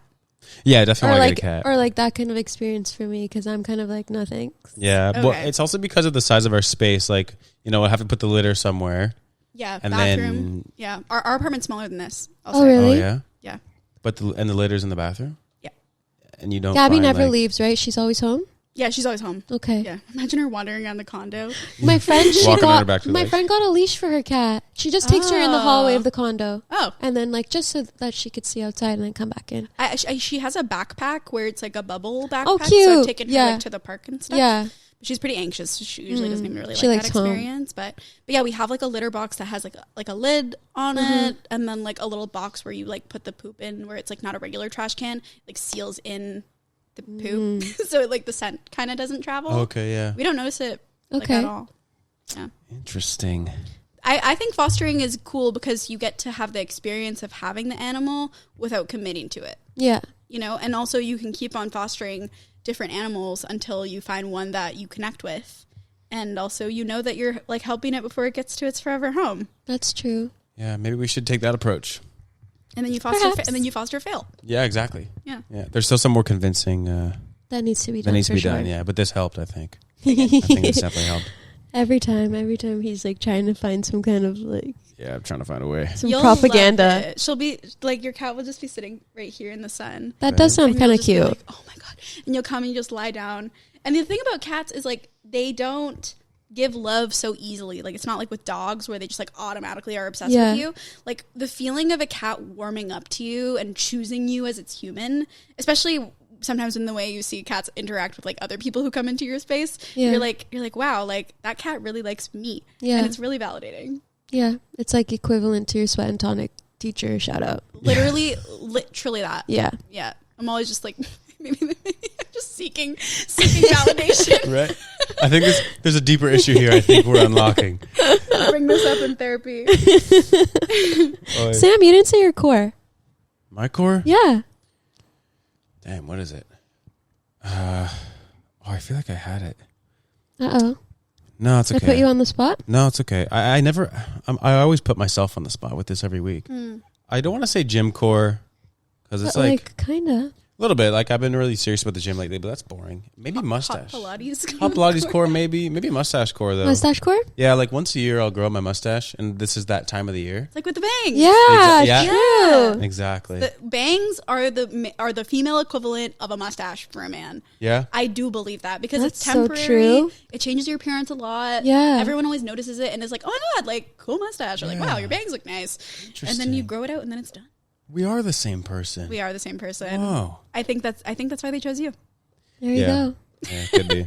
I think it's also. I think we've broken a record of length. What? We're over 2 hours right now. Oh my God. That's the longest podcast Oh my I've God, I'm ever sorry. done. I'm No, don't be. No, No, don't don't be- apologize. This is perfect. It's the universe is like just lining it all Yeah. up in that sense. Yeah. And the fact that you had work off today. I know. It Right? was perfect. Yeah, which I normally never do. I work on weekends, which is such a weird thing. Really? Like, working when everybody else is not working feels Yeah. so bad because everyone's like, oh, like we're doing this thing. And I'm like, Aw, Yeah. just be I nice. got to go report on the story. Enjoy, But did you take it bye. off because of your friend's birthday? yeah, because she lives in Waterdown, which is like far. Where the hell is that? It's so think of like Hamilton, then go outside of Hamilton, really small town, and then another further small town than that, is the town that she lives in, which I won't say because I don't want to dox her. Right, of course. But it's like a town of like 1,500 people. Like it's Wow. yeah, it's it's just like classic suburban Ontario. Like the fact that you can drive across Ontario for like legitimately 12 hours and like still be in Ontario is so insane. That's Did you know true. Ontario is 3 times the size of Germany? So you could put 3 Germanys inside Ontario. Jesus. And all we have is like strip malls. Wow. Make it make sense. Wow. Yeah. That's crazy. I did not know that. I feel like I may have heard that. How but about it's still population surprising. wise though? Like what's the Yeah. comparison? Yeah, not as much because we have such a like We just have centralized land. population Yeah. in Toronto, which I think That's is one funny. of our issues. But it's also like you're just gonna go out and move into the middle of nowhere where there's nothing. Like you have to go where the businesses are. Yeah, I don't want to go live in like Aurora. No, I Yeah, get so- why No we all diss to Aurora. No, all love, but I get why we all kind of ventured out here. To Yeah. Toronto, yeah. It's Were you the born spot. here in Toronto? I was born in Richmond Hill. Well, I was Okay. born in Scarborough. I grew up in Richmond Hill, and then I moved here. Okay. So, like, I was always in close proximity, but I didn't grow up in the city. I grew up Okay. in suburbia. And you were born in Montreal. Montreal, yeah. Which is weird because you sound so Toronto. That's what everyone Like your said. voice. Yeah. Like I would never know. Like I don't detect an accent at all. Yeah, well, I grew up in like an English suburb. But- No, but Sam, I wonder if if you've adopted a bit or assimilated, because when I hear your siblings, they have an accent. Really? Yeah, they do. Interesting. What Yeah. kind of, not like a French accent. It's like a Quebec accent. I don't know. It's so cute, but you don't have it. I guess, yeah, I probably have like a, like is it assimilated the wrong word? Like, I don't know. I've adopted like maybe, yeah, or I've just gotten rid of, I've outgrown the Montreal accent. perhaps. Yeah. Because I didn't know you back then, so I don't know. But That's true. I really liked the Franglish videos that you and Serena did a few Me days. With too. the poutine. I thought Those those were were cute. great. Like Yeah. such a fun way of introducing a second language, and Yeah. like just it was really funny to me. Thank you. Yeah, we should do more of that. We did a video that's coming out soon where I put on this full like Swedish, like Scandinavian accent, Oh, which I don't speak, but that's what you get canceled for. yeah, no, Honestly, actually, it yeah. would be something like that. yeah. Well, I mean, it's at least I didn't do like a Jamaican accent Yeah. or like a Chinese accent. Zara Larson comes for you. Just like that's my culture. Well, but I do have. I'm Swiss. I'm Swiss German, so I can get away with. I can A kind little of get. bit. Okay, Yeah, but I was doing like Scandinavian, like this kind of. I don't even know how it ended up that because I tried to do it in German first, yeah. and then the German started to sound a bit Chinese. So I was like, let me just try to do some weird Scandinavian, Eastern European accent instead. What's your Gunter accent? Gunter is like something like this. Which is what? Like German. What? German. I think. German. Okay. Yeah. But sometimes if I do too much of the German, it starts to get like Chinese. And I won't even keep going now because it's going to start. It already probably did start there. So, I didn't detect it. oh, well, someone may have. I don't know. Ben, was that Chinese? You tell me. Ben's. It's really funny. Ben's Asian. Ben's gonna be mad that this is 2 hours and 15 minutes long. No, it's okay. Right? It's okay, Ben. Actually, I want to. You mentioned it a few times throughout the last 2 hours and 15 minutes, but the Olympics. You went to Paris Yeah. to work on the Olympics, Yeah. and then you went to Italy to work on the Olympics. Yeah. And I want to know what those two experiences were like individually and how they differed in what you were doing. Well, Paris is such a like a metropolitan city, right? Like there's the subway there is infinitely better than the one here in Toronto. Like it's everything's so connected, and there's so much to do. So in my off time in Paris, like I was able to go and like try a bunch of different restaurants and like go and just grab charcuterie and like eat it in a different park. And like it really gave me such a strong sense of independence and also confidence to like travel by myself. And there was this one moment where I was like, I'm gonna go to this park and I'm gonna spend the night there. Like, not that I'm not gonna sleep there, but like I'm gonna In the grass. I'm gonna bring food there. And it was like far, and like I was taking a bus route that I hadn't taken. It was like day 2 of my trip, and I was feeling really anxious about it. So I'm sitting at the bus stop. I have my stuff with me. I bought like my cheese, my wine, my bread, and I'm sitting beside this guy, and he has like what was it, like a machete, and was like just like slamming it into a coconut like over and over again, but in like a very manic kind of way. And I was like, I I don't know, like, if this guy is just going to turn around and my head becomes the coconut. Like, I don't know. I was getting really scared. And he had like a windshield wiper that he was also using to like grip it. I don't know. It was just so strange and it was making me super anxious. And then like he was like about to get onto the same bus that I was, and it was just like amplifying my anxiety. And there was like 4 buses that passed me and I was like, maybe this is a bad idea. Like I should just go back to my hotel. But I didn't. I stayed beside the man who was using the machete to open the coconut, and it was all fine. And I went to the park and I found my little spot, and I like FaceTimed my mom while I had my charcuterie, and I was like, this was a growing moment for me. This is a growing moment for me. Jeez. Don't be afraid of the man with the machete. Yeah. That's the message. He's in his own world. You know that meme of like, he really quiet. Like once But you he get to real know cool him. once you get to know him. Yeah. I'm sure he is. Like, I'm sure he's lovely. He just but- wanted his coconut water. Yeah, but I think as a woman too, you have to like even be more on your guard in public. But so the point of that story is that the difference for Italy was that I was in a really small mountain town called Livigno. Actually, I wasn't even in proper Livigno. I was like 45 minutes like outside of Livigno. Okay. So everything was really isolating, and like the only food option that we had near the hotel was the hotel. Like we couldn't even like walk down the street and go to a restaurant because there was nothing. Wow. So it was very like isolating in a way, which kind of taught me how to be alone in a different way. Like Paris taught me how to like go out and be like, I'm just gonna have fun on my own and go and get a dinner by myself, even though that feels anxiety inducing, because that's really what I really want to do when I'm here. Whereas in Livigno it was a lot more of like introspective alone time, and like journaling and doing a lot of vlogs, and like I did a lot of vlogs in Paris too, but it was a little bit more of like I'm uncomfortable because I'm alone right now. Like I live with somebody, and so you never really feel that loneliness. And so like I think to do that was also a good sort of lesson in aloneness for me.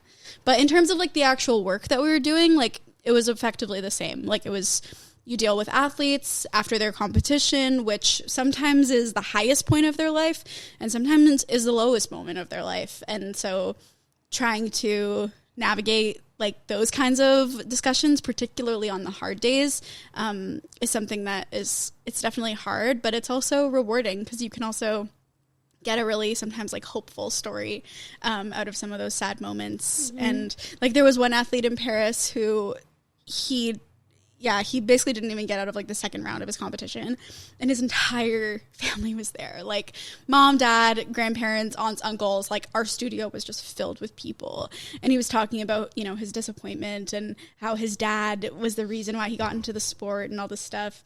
And then my producer and I like are looking over, well, sorry, I was a producer in the moment, but the co-producer I was working with, we look over to the family and we're like, do you guys want to come over here? Like, just get like a little bit closer. They all come in for this beautiful hug, and they're like talking, and he's talking to his dad about like, thank you for supporting my dream. And it was like, it just it ended up being such like a beautiful kind of bittersweet and hopeful moment that like, you know, you just don't really get to see a lot. And so, and especially as somebody who doesn't really follow like a lot of sports, like professional sports during like the regular year, like the Olympics is something that is a really like unique, I think, catalyst for hope and drive and motivation and competition and winning and also losing, and like being able to like cope with that. So it's a very emotional thing. I bet. Did any of like the inspiration from like that, like the drive and competitiveness that those athletes have, do you found any of it rubbed off like on you, and then you could adopt that like into your personal life in a way? Yeah, I don't know, maybe on like less of a conscious level and more of on a subconscious level, but it's almost similar to in news reporting, where how I said earlier, like sometimes it gives you just more perspective, where you're like, wow, like this person is going through something really, really hard. Like I need to look at my life a little bit differently and reevaluate my priorities and like things that I find challenging, and like what ways am I holding myself back because of my perceived challenges. And I think like athletes can do the same thing in a way, where like you've literally all you've been working towards for the last 4 years and probably well beyond that is this moment, like this one moment of your life, which could really go either way. And they don't let it stop them. Like they just pick up and keep going. That's what they always say. They're always like, well, I'm coming back next year stronger. And this is so stupid, but like the other day I was waiting for a streetcar, and there was a milk bottle that was like rolling because of the wind, and it was rolling for so long I was like watching it go, and then I see it get it rolls over the train track, like the streetcar track, and then it stopped. And I was like, wow, that's just like life. Like you can roll over like that one little track, even though you had so much momentum, and that one little bump can just make you stop. And it didn't move again until a car came and like moved it out of the way. And I thought it was just kind of an interesting and maybe very simple like analogy for life, where like you have to create your own momentum in a way, because there are going to be so many little things that just stop you on your path. And so you got to just, find a way to pick up that wind again. That's such an interesting metaphor. We're all just bottles of milk. We're all just milk to goes on the King streetcar. Rolling around. Wow. That's also, that's a good way. I mean, we were talking before about like trying not to like walk and scroll and like actually be involved in the world. And then you watch that. You would have missed that. You would have missed it, and you would have never had that metaphor. It was Katy Perry. It's very like, do you ever feel like a plastic bag drifting through the wind, wanting to start again? But like, why that metaphor actually does hit? Like, you can actually visualize it and be like, yeah, like I can picture myself as that plastic bag. Like, I don't know, maybe you know what, Katie? I do. Yeah, I do sometimes feel like a plastic bag drifting through the wind, wanting to start again. Yeah, exactly. No, I just and sometimes I feel like a dark horse. Oh yeah. Or play with magic. What was the one she did? What was the one with Juicy J? E.T.?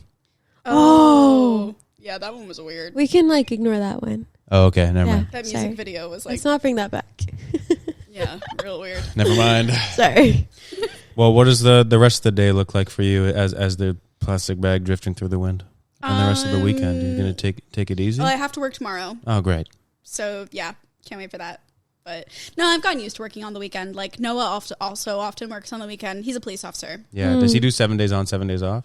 No, he does this weird schedule where it's like 5 days on, 4 days off, 4 days on, 5 days off. So I never really like know. I actually have like his entire schedule for the year in my phone just because I can't like keep track on like a daily basis. So it's like the only way I'll ever know.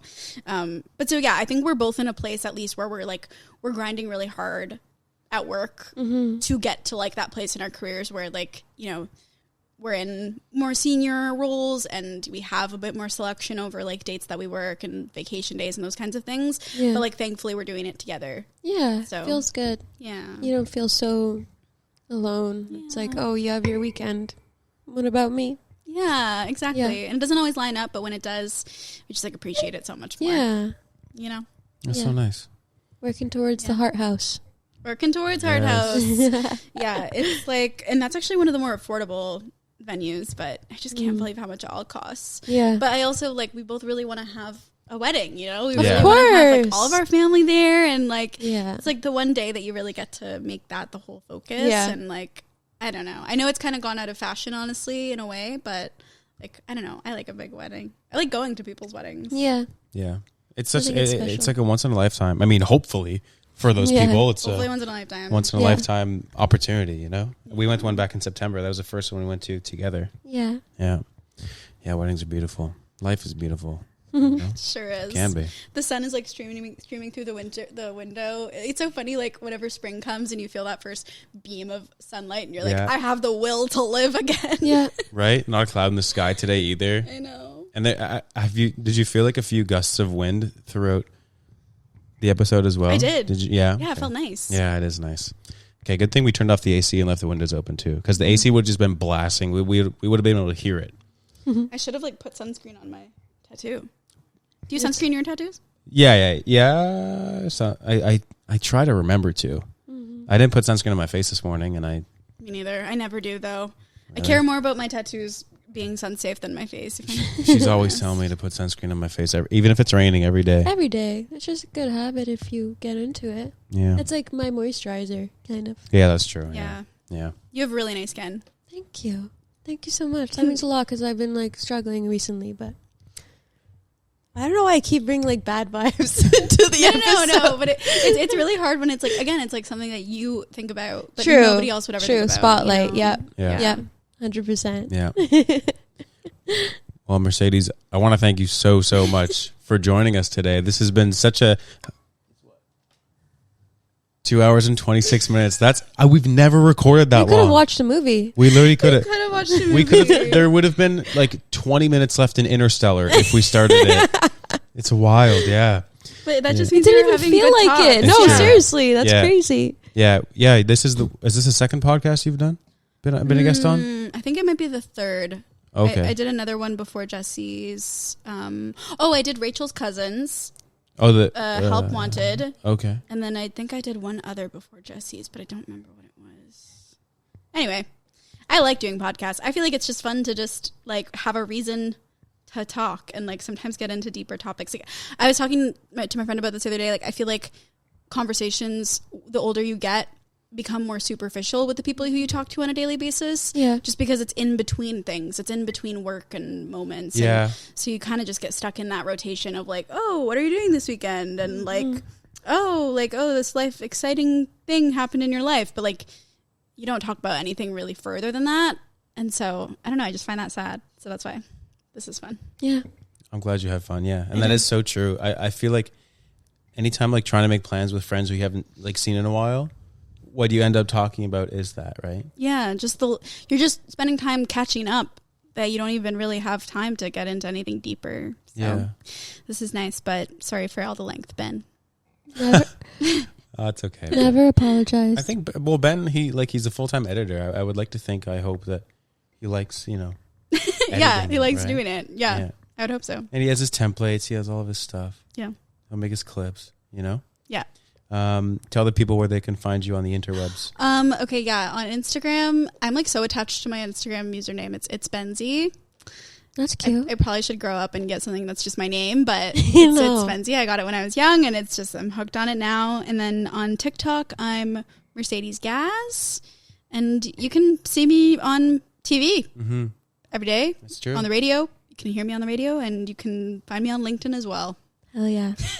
I think I just put together that it's Benzie because Mercedes-Benz. Yeah, Oh, that's so cute. That's Right? even better. yeah.